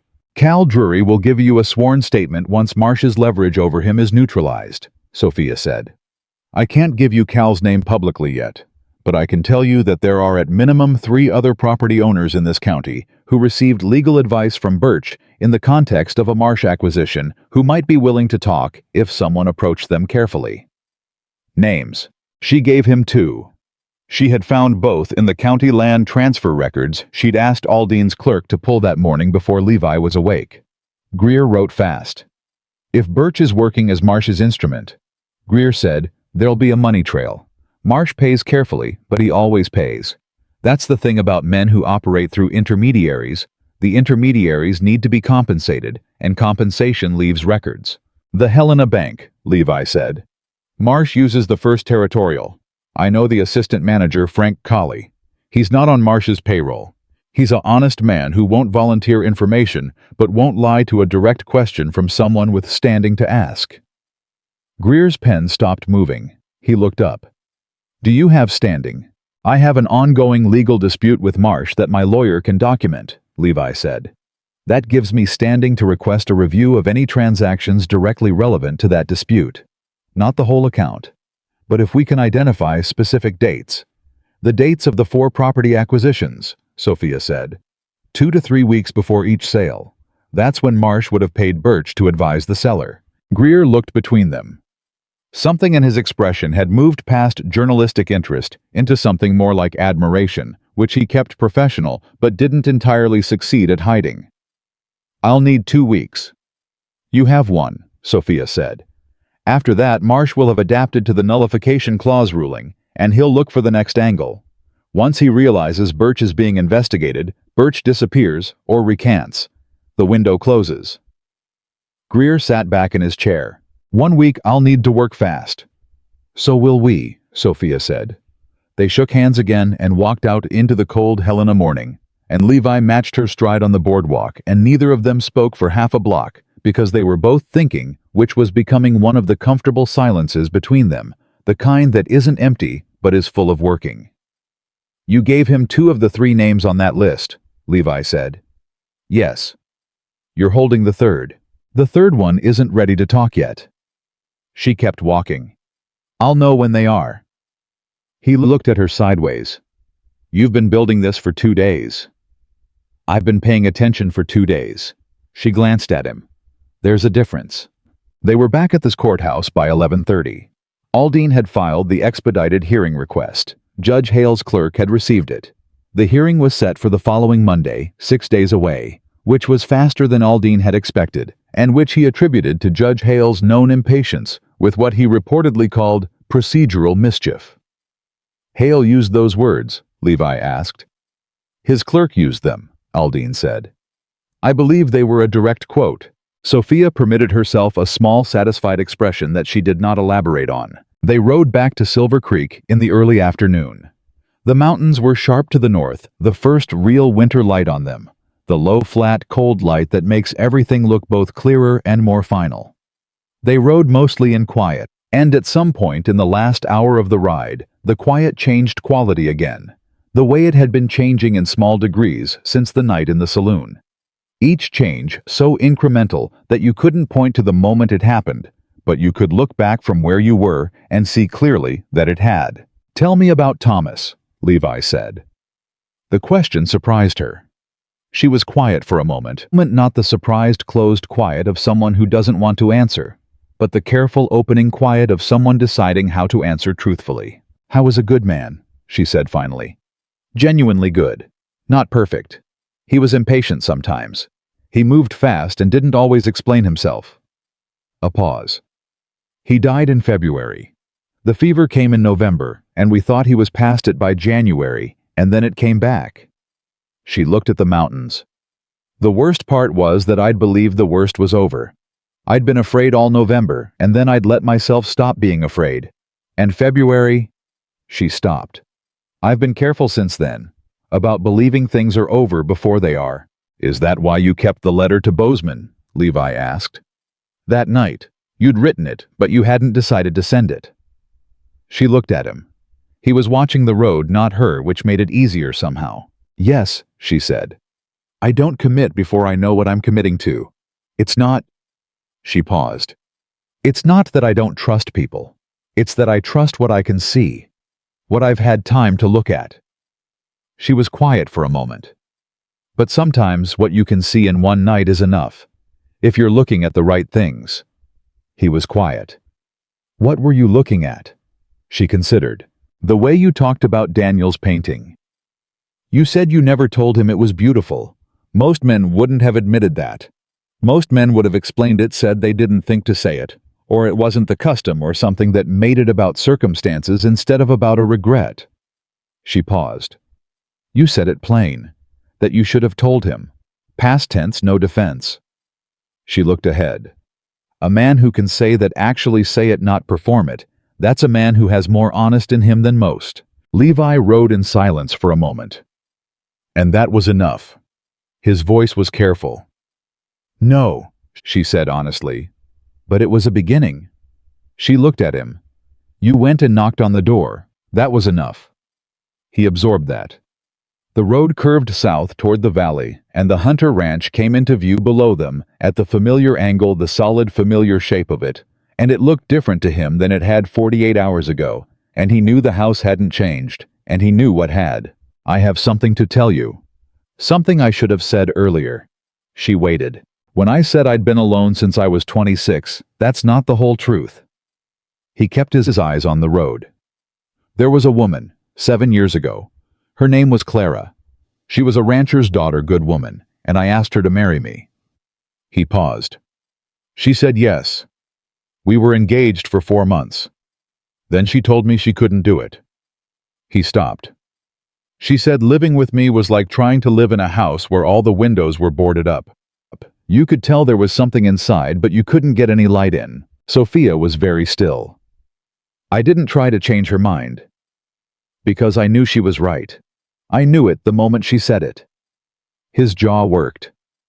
After she left, I told myself I was better suited to the work than to the rest of it. That some men were just made for one kind of life. But you knew it wasn't true, Sophia said quietly. I knew it wasn't true, he agreed. I just didn't know what to do with the knowing. The horses walked on. Below them, the ranch waited patient and solid the way land waits. Clara was right about then, Sophia said carefully. She was describing the man you were then, not the man you were Tuesday night in that saloon. I don't know how much I've changed. You went and knocked on Daniel's door, she said for the second time because it bore repeating. That's not a man with all the windows boarded up. He looked at her, and the thing that had been building since the kitchen that first morning, slow and foundational, the way the most important things always build, arrived at something. Not a conclusion, not a declaration, just a recognition, mutual and clear, and without the particular self-consciousness that usually accompanies such things between two people who are still learning each other. He was going to be all right. They were going to be all right. He looked back at the road. Daniel arrives Thursday. I know, you told me last night. I want you there, when he arrives. He stopped. I want him to meet you properly, not as the woman who turned up because of a legal crisis. He searched for the word. As the person who lives in this house. Sophia looked at him. I'll be there. They rode down to the ranch as the afternoon light went thin and cold, and Hector met them at the gate with news that 2 more of Marsh's hired men had been seen on the county road north of the property, not trespassing, just watching, and Levi's expression went hard and deliberate in the way it did when a problem had moved from legal to physical. He's watching the ranch, Levi said. He's watching to see if we buckle, Sophia said. He wants to know if the hearing rattled us. Let him watch, Levi said. Give him nothing to see. Hector nodded once and went back to his work. Inside, there was a letter waiting on the kitchen table. Not from Helena. The handwriting on the envelope was familiar to Levi in a way that stopped him entirely. He stood with it in his hands for a moment before he opened it, and Sophia read his face and stayed quiet. He opened it. He read it. His hands stayed still. Levi. Sophia's voice was soft. What is it? He looked up from the letter. His face was doing the thing she'd learned to read by now, the thing where the emotion was entirely present, but had not yet found its form and expression, was just sitting there behind his eyes fully formed and undisguised. It's from Daniel. He's not coming Thursday. Her chest tightened. He's coming tomorrow, Levi said. He says he's been sitting in that boarding house for 3 days, and he's tired of sitting. He says... His voice shifted something in it that was not quite steady. He says he drove past the north section this afternoon, and the mountains were the way he remembered them, and he wants to paint them before the snow comes in. Sophia was very still. He signed it, your brother Daniel, Levi said. He hasn't signed anything to me in 12 years. He signed his first letter just Daniel, but this one? He stopped. Sophia crossed the kitchen. She put her hand on his arm, not tentative, not elaborate. Just there, solid and present and warm. He looked down at her hand, then at her face. He's coming home. He doesn't live here, Levi said. He's just Levi. Quiet, firm, the voice she used when she needed him to hear something rather than argue with it. He's coming home. He was quiet for a long moment. Then he folded the letter and put it in his coat pocket close to him, and he turned and looked out the east window toward the north section. The mountains beyond it going purple and white in the late light. The same mountains that Daniel Hunter had been painting since he was old enough to hold a brush, and that Levi had looked at every morning for 12 years without stopping to see them the way his brother did. "I need to tell Hector to put the guest room in order. I already asked him this morning," Sophia said. "When you told me Daniel might be coming Thursday, I moved it up to a possibility." He turned from the window. He looked at her. "You already—" "The room needed airing," she said. "And Tomas left a drawing on the pillow when he was here. I thought your brother might like it. It's a horse." She paused. "It's not a very good horse, but it's drawn with great enthusiasm." Levi looked at her for a long moment. Something shifted in his face. The movement she'd been watching since the saloon. The slow opening of something that had been closed a very long time, and it came to a different place than it had come to before. Not the almost smile. Something fuller and less guarded than that. "What?" Sophia said, because the way he was looking at her had something in it she hadn't seen yet, and she wanted to know what it was. "I'm trying to figure out," he said slowly, "how it took me 38 years to end up in this kitchen." She held his gaze. "Bad timing. And then very fast timing." "The timing was exactly right," she said. "You just couldn't have known that before Tuesday." He nodded slowly. Not to her this time. To something he was settling into. "Supper. I'll cook. I know." He picked up his hat from the table. "I'm going to check the north fence before dark. The hand said there was a section down near the creek line." "Levi." He stopped at the door. "When you come back in," she said, "come in through the front. I want to see if the lamp in the window looks like someone lives here now." He stood in the doorway and looked at her. This woman who had been in his life for 2 days and had found the clause that saved his ranch, and written the letter that would expose Gerald Marsh, and secured the testimony that would end the pattern of fraud, and told him things about himself that 12 years of solitude had not been able to show him, who had sat beside a 9-year-old girl with a book, and given Rosa Vasquez the thing she'd been reaching for, who had put her hand on his arm at the right moment without making it into anything more than what it needed to be. "All right." He went out. The cold hit him immediately, the late October dark coming down fast off the mountains, the first real edge of winter in it. He pulled his coat tighter and walked toward the north pasture, and the work settled around him the way it always had.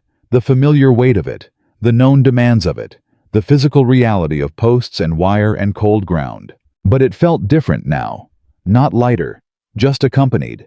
The way a long road feels different when you know someone is waiting at the other end of it. He checked the fence, found the section down, spent 40 minutes on it in the near dark with his hands in the wire and the particular satisfaction of a problem made physical and solved. His hands knew this. His hands had always known this. The difference tonight was that when he walked back across the north pasture toward the house, there was a lamp in the front window. He stopped and looked at it, orange and steady in the dark. The window that had been bare and dark since he could remember. Just a lamp. Just a circle of light through a glass. He stood there in the cold for a moment and let himself feel the thing he'd been careful about feeling for a long time, which was hope. Not the abstract hope of a man who tells himself things will improve, but the specific located, this house, this lamp, this woman hope of a man who has something to come home to. He went in through the front door. The kitchen smelled like the supper Maria had taught Sophia to make the first night, something warm and seasoned and present. Sophia was at the stove. She didn't turn around when he came in. "How's the fence?" she asked. "Fixed." He hung his coat. He washed his hands at the basin. He sat down at the kitchen table in the chair that had in 2 days already become his chair, in a way that it hadn't been before, when it was simply the chair nearest the door. "Daniel will need to know the situation when he arrives," Sophia said, still at the stove. "About Marsh. About the hearing Monday. He should hear it from you before he hears it from anyone else." "I know. And he should know that whatever happens with the legal claim, his being here isn't contingent on it. He didn't come back because of the case." She turned briefly. "He came back because you wrote him a letter." Levi looked at the table. "You read the letter I wrote him?" "No, I read the one he sent back." She turned back to the stove. "He said, and I'm quoting, Levi wrote me a letter with exactly 2 sentences in it, and somehow they were the right 2 sentences. He sounds surprised. "What were the 2 sentences?" "I don't know. You wrote them." He sat with that for a moment. I told him the door was open, he said, and that it had been open, and that I should have said so sooner. That's 3 sentences. The third was short. Sophia put 2 plates on the table and sat down across from him, and they ate supper in the kitchen of the Hunter Ranch with the lamp burning in the front window, and the Montana night pressing cold against the glass, and the food was warm, and the quiet between them was the comfortable inhabited quiet of people who have been in a crisis together and come through it without losing themselves or each other, and who are just now beginning to understand what they've actually built. At the end of supper, Sophia set down her fork and looked at him directly with the particular directness that meant she had something to say that she had been waiting to say at the right moment. I want to tell you something. He looked at her. I wasn't afraid when Marsh filed that petition, she said. I was angry. There's a difference. She paused. I was angry because he looked at this marriage and decided it was the weak point, that I was the weak point. And I've spent 3 years being the thing that held everything together in my own life after Thomas and I know what it costs, and I don't apologize for it. And I will not be anyone's weak point. Her voice was level, but underneath it was iron. Not his, not anyone's. You're not, Levi said, simply and completely. I know, she said. I'm telling you because I want you to understand that what I've done these past 2 days wasn't about proving that. I know what I am. I've known for a long time. She looked at him steadily. I'm telling you because I want us to be honest with each other from the start, and being honest means saying I am not here to be protected. I'm here to be a partner. He looked at her for a long time. I know that. Do you? Tuesday night you sent me out in the middle of the night to face something I'd been running from for 12 years, and you were right, and I went. He held her gaze. I know exactly what kind of woman I married. Something in her face settled something that had been held at a slight tension, not fear, but readiness. Waiting to see whether he truly meant what he said, eased. Good. She picked up her fork again. He watched her for a moment. Sophia. She looked up. Monday's hearing. When we walk in. Together. Same as last time. Same as last time, he agreed. Outside the wind had come up off the mountains and was moving through the pines on the north ridge, the sound of it low and steady and permanent. The sound the land had always made the sound. Levi Hunter had listened to alone for 12 years and was listening to now across a table from someone who was also listening to it and finding, as he had been finding in small degrees for 2 days, that the same sound with company in it was an entirely different thing. He started clearing the plates. She stood to help, and they worked in the kitchen together in the easy, unspoken coordination of 2 people who are learning each other's rhythms, and above the sink. In the east-facing window, the Montana stars were out cold and brilliant and enormous.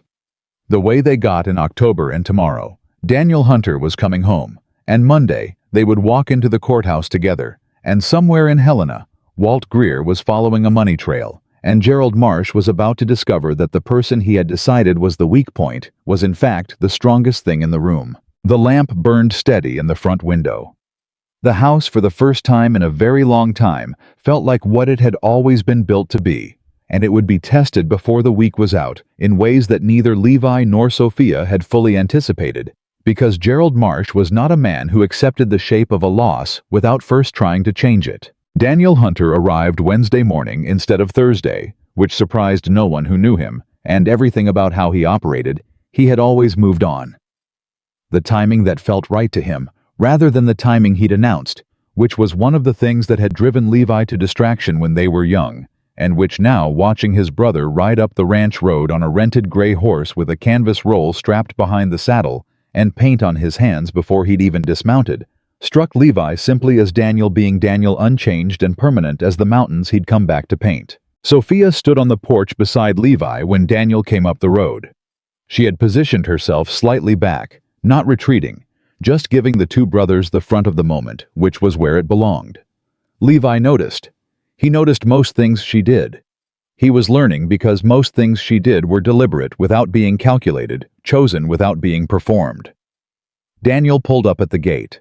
He looked at Levi. Levi looked at Daniel. 12 years compressed into a moment too large for any single expression to hold, so neither of them tried. Daniel swung down from the horse. He walked to the gate, and Levi walked to meet him, and they stopped 2 feet apart, the way men do when they have too much to say, and no practiced way to say any of it. And then Levi put out his hand, and Daniel took it, and they held the handshake 1 beat longer than a handshake, which was exactly the right length. "You look older," Daniel said. "You have paint on your face," Levi said. "I started this morning. The light on the north ridge at 6 o'clock. Daniel looked past Levi's shoulder toward the mountains, and his face did the thing it used to do when he was a boy, opened completely without defense, the way a door opens when someone inside finally trusts the person knocking. It's exactly the same. 12 years, and it's exactly the same. "The land doesn't change," Levi said. "The people do." Daniel looked back at him. Something moved between them. Not quite forgiveness, because forgiveness implies a debt, and what they were navigating was more complicated than debt. It was 12 years of two men loving the same things in different languages and never finding the translator. It was the particular grief of brothers who'd been shaped by the same hard father into men who couldn't reach each other until they'd each gone far enough away to figure out what reaching actually required. "I shouldn't have listened to Marsh," Daniel said. Straight out. No lead-up. The directness of a man who had spent 3 days in a boarding house room arriving at the place where he could say it plainly. "No." Levi held his gaze. "But you were angry. You had reasons to be angry." "Not at you." "Some at me," Levi said honestly. "I wasn't easy to grow up alongside. I know that." Daniel was quiet for a moment. His jaw worked the way Levi's did when an emotion was real enough to require physical management. "I should have come back sooner," Daniel said. "You're here now," Levi said. "That's the door being open." He stepped back and gestured toward the porch, and Sophia came down the steps, unhurried, direct her hand out before she'd finished crossing the distance. "Daniel, I'm Sophia. I've heard about your painting." Daniel took her hand. He looked at her with the particular attention of someone who sees things an artist's attention specific and unguarded. "You're the school teacher," he said. "I am." "Levi said you found something in the land grant." "Levi found it," she said. "I just read the whole document." Daniel looked between them. Something in his expression settled the last of the uncertainty he'd carried up the road, dropping away. "Marsh is going to fight the hearing Monday," Daniel said. "He called on me yesterday afternoon. He still thinks he can use me." Levi went still. "What did you say to him?" "I told him I'd already sent a letter withdrawing from the civil claim." Daniel's voice was flat and final, the same note as his brother's, when a decision was made and closed. "He told me I'd regret it. I told him the only thing I regretted was listening to him in the first place." "Did he threaten you?" "He implied things." Daniel looked at his brother steadily. "I've been on my own for 12 years, Levi. I've handled worse than Gerald Marsh implying things." Sophia had been listening. "What specifically did he imply?" Daniel turned to her. "That certain people in Billings might hear certain things about why I really came back. Things about the nature of my relationship with Marsh." He paused. "He's trying to make it look like Daniel Hunter is a willing instrument who changed sides because his brother bought him off." The three of them stood in the cold morning air with that between them. "That's his backup plan," Sophia said. "If the marriage fraud petition fails Monday, he poisons Daniel's credibility as a potential witness." She turned to Levi.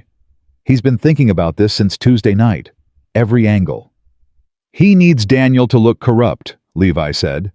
"Because if Daniel looks like a man who was genuinely deceived by Marsh, and then came forward to say, so Marsh's whole method of using family grievances is exposed, then we protect Daniel's credibility before Monday," Sophia said. Daniel looked at her. "How?" "You write a sworn statement. Today, this morning. You write exactly what happened from the beginning, how Marsh found you, what he told you, what he paid, what you understood the claim to be. You write it in full, and you have it witnessed and filed before Marsh can get his version of events into any official record." She held his gaze. "A man who files a voluntary sworn statement 3 days before a hearing is not a man who was bought off by his brother. He's a man who told the truth when it cost him something." Daniel looked at her for a long moment. Then he looked at Levi. "She's right," Levi said. Simply and without qualification. Daniel nodded once. Then let's write it. They spent 2 hours at the kitchen table. Sophia guided the structure, not the content, which was Daniel's and had to be Daniel's in his own words, but the order of it, which facts needed to be established first, and which evidence supported which claim. She had done this before Levi realized watching her work. She had sat at tables with people who needed to tell a hard truth and helped them find the shape of it without changing what the truth was. It was the same thing she'd done with frightened children who needed to speak and didn't know how. By noon, the statement was done. By 1 o'clock, it was witnessed by Hector and Maria both and sealed for filing. Hector's eldest son wrote it to the county clerk's office in Silver Creek at a gallop. When the boy was gone and the kitchen had settled back into its working quiet, Daniel sat back in his chair with the look of a man who has put down something heavy. That's the most honest thing I've done in 18 months, he said. It shows, Sophia said. Daniel looked out the east window. The north ridge was visible from here, the light moving across it in the way that only happened at midday in late October.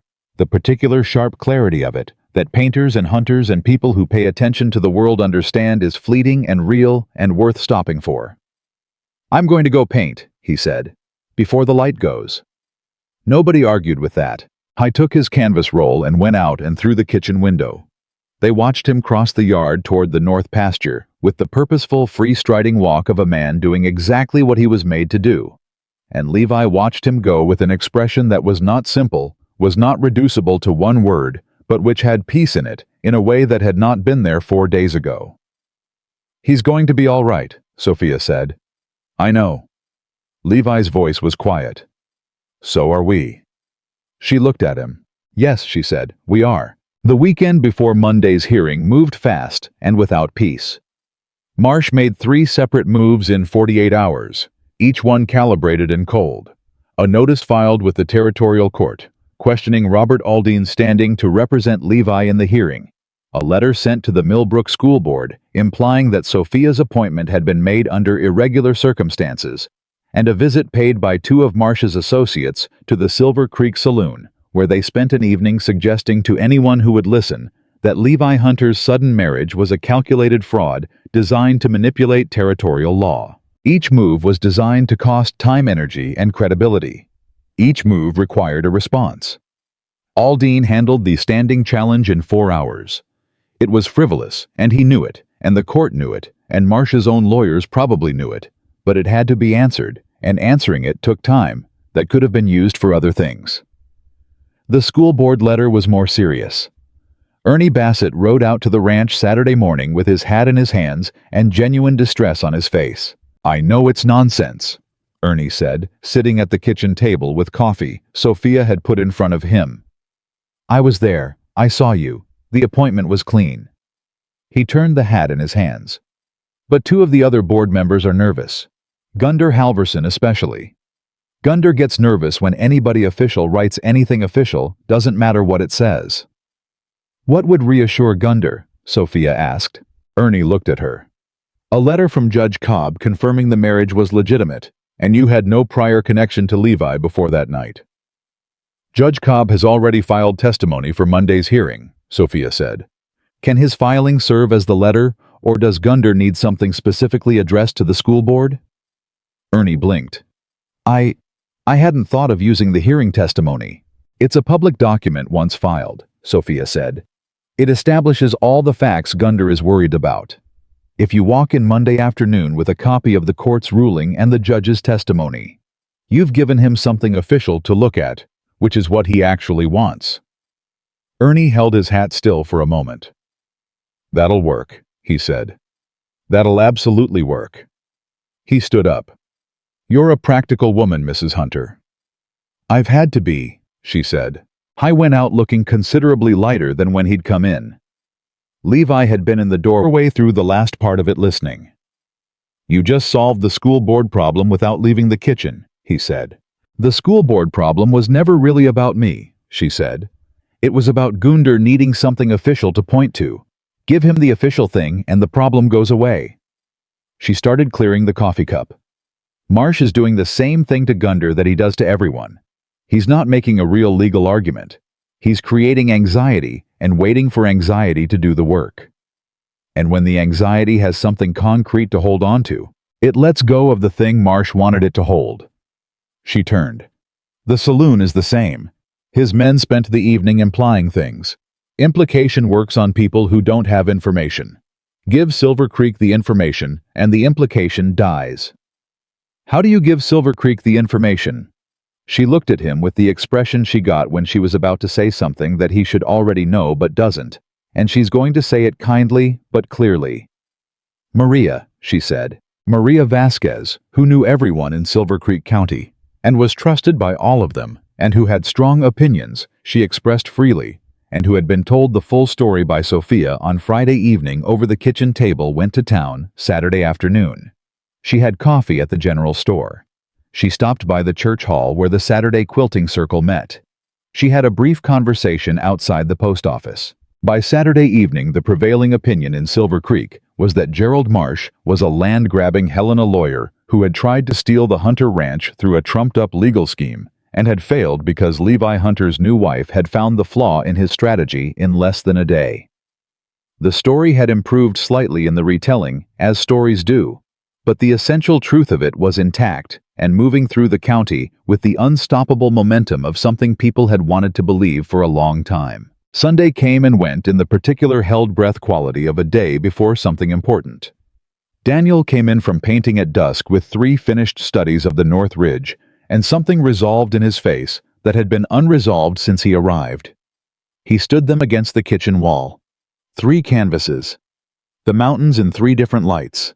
Morning and noon, and the blue hour before dark, and stood back and looked at them with the critical attention of someone who knows their work. Rosa Vasquez, who had come with Maria for Sunday supper, stood beside him and looked at the paintings with equal seriousness. "The middle one is the best," she said. Daniel looked down at her. "Why?" "Because the light is most interesting. The other ones, the light is easy. That one, the light is doing something hard, and it's working." Daniel stared at her for a moment. "How old are you?" he said. 9. "You have a good eye. Mrs. Hunter says I have a good brain," Rosa said. "She says the eye and the brain have to work together, or you see things but you don't understand them." Daniel looked across the kitchen at Sophia, who was at the stove and had not appeared to hear any of this, but who had a quality of not appearing to hear that was Levi had learned its own form of very careful listening. "She's right," Daniel said to Rosa, but loud enough to carry. "That's exactly right." Sophia said nothing.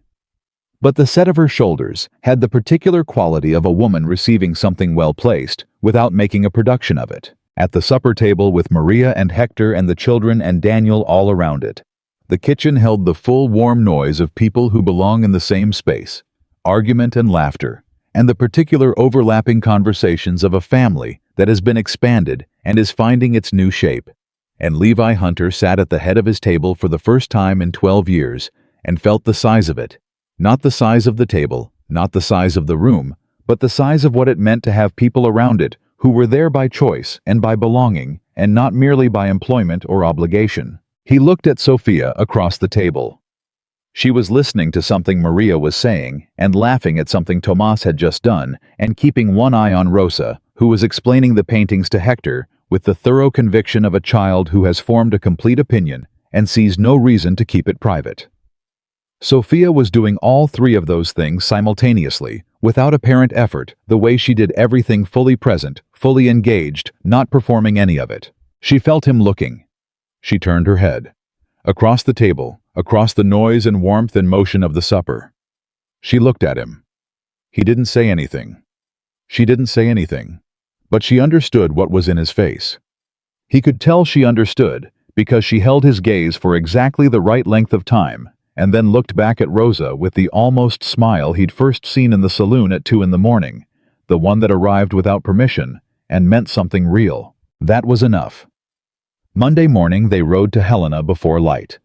The territorial courthouse at 9 o'clock had a different quality than it had held 4 days earlier. There were more people in the corridor, word traveled, and a hearing involving the Hunter Ranch and a fraud petition filed by Gerald Marsh had drawn the particular interest of people who had been watching Marsh operate for 3 years and waiting to see whether anyone would check him. Walt Greer was in the corridor. He caught Levi's eye and gave him a single nod that meant, "I have what I need." Not published yet. A story moves at its own speed, but the work was done, and the timing was his to choose. Aldine was waiting with a folder of documents. He looked at both of them with the contained energy of a man who has prepared thoroughly and knows it. Marsh withdrew the fraud petition, Aldine said. The corridor seemed to tilt slightly. "When?" Levi said. "This morning, 8 o'clock. His lawyers filed the withdrawal with the clerk." Aldine permitted himself a small, precise smile. Apparently, Daniel Hunter's sworn statement, combined with the discovery that Cal Drury had given a conditional testimony, combined with the fact that Walt Greer has been asking questions about Henry Birch at the Helena Bank, apparently, that combination was sufficient to persuade Marsh that the fraud petition was no longer strategically useful. Sophia closed her eyes briefly. Just briefly. Then she opened them, and they were steady. "He's cut his losses," she said. "On that claim, yes," Aldine said. "The nullification clause ruling still proceeds today. That's the hearing we have scheduled. The fraud petition is gone, which means the marriage question is settled and the household status is established. The nullification hearing should take 40 minutes. It took 35. Judge Emmett Hale was a large, unhurried man with reading glasses and the manner of someone who has no patience for complexity, that is actually simplicity wearing a disguise. He read the relevant section of the land grant. He read 12 years of county tax records, cattle census filings, and water usage documentation. He looked at Gerald Marsh's lawyer over his glasses, with the expression of a man who has seen this particular kind of thing before, and is not impressed by the freshness of it. He ruled in 35 minutes. The nullification clause applied. The reversion provision in Article 4 was void. The Hunter Ranch was in its entirety, and without qualification, the property of Levi James Hunter and his heirs. In this corridor afterward, Marsh's lawyer walked past them without speaking. Marsh himself was not present. He had sent lawyers, not himself, which told its own story about how confident he'd been in the outcome. Aldine shook both their hands. Walt Greer approached notebook in his coat pocket and shook Levi's hand, and then looked at Sophia. "The Birch story runs Wednesday," he said. "The bank records were exactly where you said they'd be." "The trail was there," she said. "Someone just needed to follow it." "Cal Drury's name stays out of it until he's ready," Greer said. "But the pattern is documented. 3 other property owners, Birch's account records, 2 witnesses at the bank who'll go on record." He paused. "Marsh is done in this territory. He may not know it yet, but he's done." Sophia nodded. "Thank you, Mr. Greer." "Thank you, Mrs. Hunter." He put his hat on. "That was the best organized piece of investigative groundwork I've received from a layperson in 30 years of journalism. If you ever tire of teaching, I won't," she said with complete certainty and not unkindly.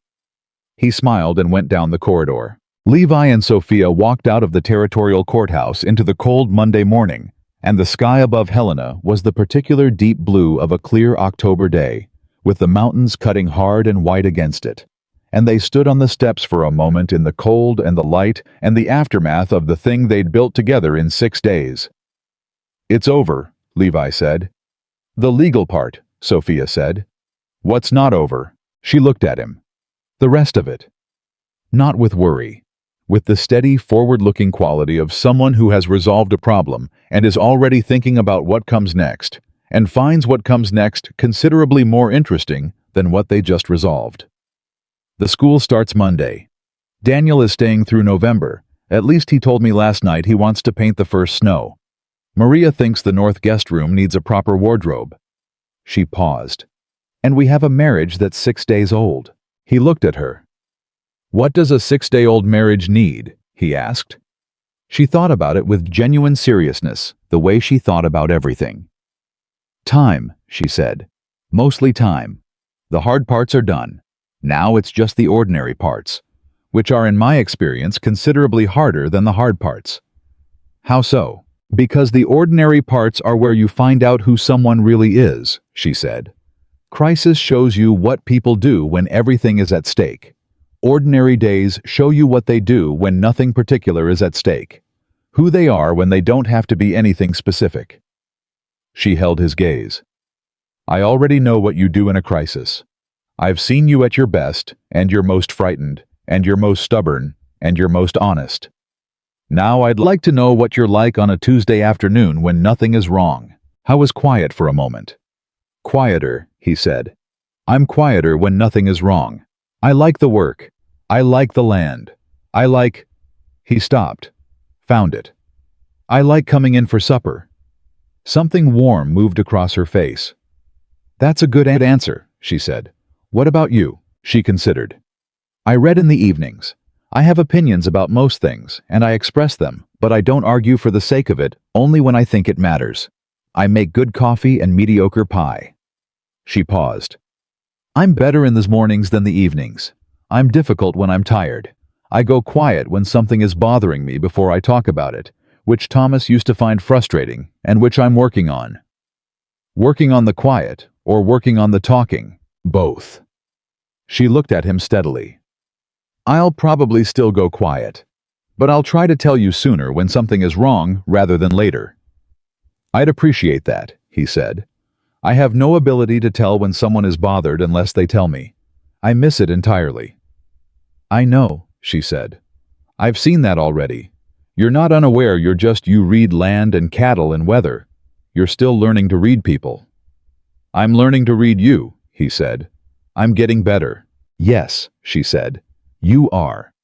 They stood on the courthouse steps with the cold morning all around them and the city of Helena moving through its Monday morning below. And it was not a dramatic moment. It was in fact a very ordinary one.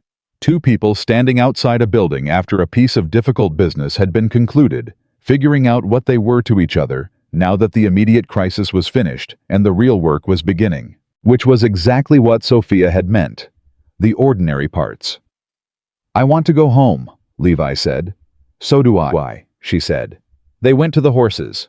The ride back to Silver Creek was 3 hours, and they talked for most of it, not about legal proceedings or strategic plans, or the shape of the next problem, but the other kind of talk, the kind that builds the thing that lives between two people and grows with use.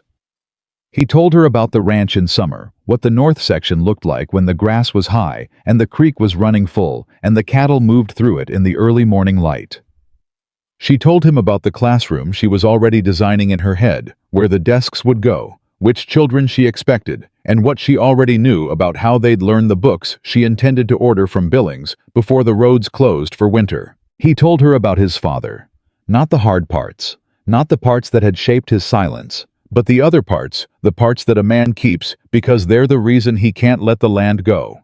His father teaching him to read water to understand which way a storm would come before the clouds showed it to build a fence post that would hold through a Montana winter. She listened without interrupting, which was the highest form of attention she knew how to offer, and she gave it completely. She told him about the town in Ohio where she'd grown up, the schoolhouse she'd attended, the teacher who had told her she was meant to teach, which had been said as a compliment and received as one, but had also been. She'd understood later, the moment she decided to go somewhere bigger than the town she came from. Montana, of all places. Thomas heading west, and she following. Not blindly, she had never done anything blindly but willingly, because willingness and certainty are not the same thing, and she had learned the difference early. Do you miss Ohio? Levi asked. No, she said without needing to think about it. I miss Thomas sometimes, but Ohio no. I belong here. I understood that the first winter. She paused. Even the winter Thomas died, I knew I was staying.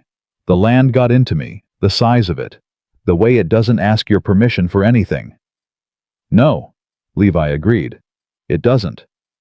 You've never wanted to leave. Never for a single day. He looked out at the valley coming up below them, the familiar lay of it, the way the light fell across the north section at this time of day. Some people look at this land and feel small. I look at it and feel right-sized. She looked at him. Right-sized, she repeated. That's exactly it. They rode on. The ranch came up below them as it had every time this week. The barn, the bunkhouse, the house with the lamp in the window. Even in daylight now, because Sophia had put a lamp in the east-facing window and left it burning, which was the kind of decision a person makes without announcement when they've decided a place is theirs. Daniel was in the north pasture with his canvas a small figure against the enormous Montana distance, doing the thing he was made to do. Hector was in the barn. They could hear him talking to the horses in the low, steady voice he used, the voice that said everything was all right. And at the gate, running at full tilt from the direction of the bunkhouse, with her braids flying and the copy of Jane Eyre clutched in one hand, was Rosa Vasquez, who had apparently been waiting for Sophia with the focused determination of a 9-year-old who has reached a passage she does not understand and cannot wait another hour for the explanation. Mrs. Hunter. Rosa arrived at the gate slightly out of breath. I read the part where Jane said she is no bird and no net ensnares her. What does that mean? Does it mean she is free, but she doesn't feel free yet in the book? So how can she say it? Sophia swung down from the mare. She crouched down to Rosa's level and looked at the page where Rosa's finger was pressed. She says it before she is free, Sophia said. Because you have to know what you are before you can become it. She says it so she can believe it enough to fight for it. She looked at Rosa steadily. Does that make sense? Rosa's face did the thing it did when something had landed correctly, went still, and then opened. She's practicing, Rosa said. Exactly right, Sophia said. She's practicing. Rosa clutched the book and turned and ran back toward the bunkhouse, with the book held up like evidence of something important. And Sophia stood up and turned and found Levi right behind her, and he was looking at her with the expression she had first seen 6 days ago across a saloon bar.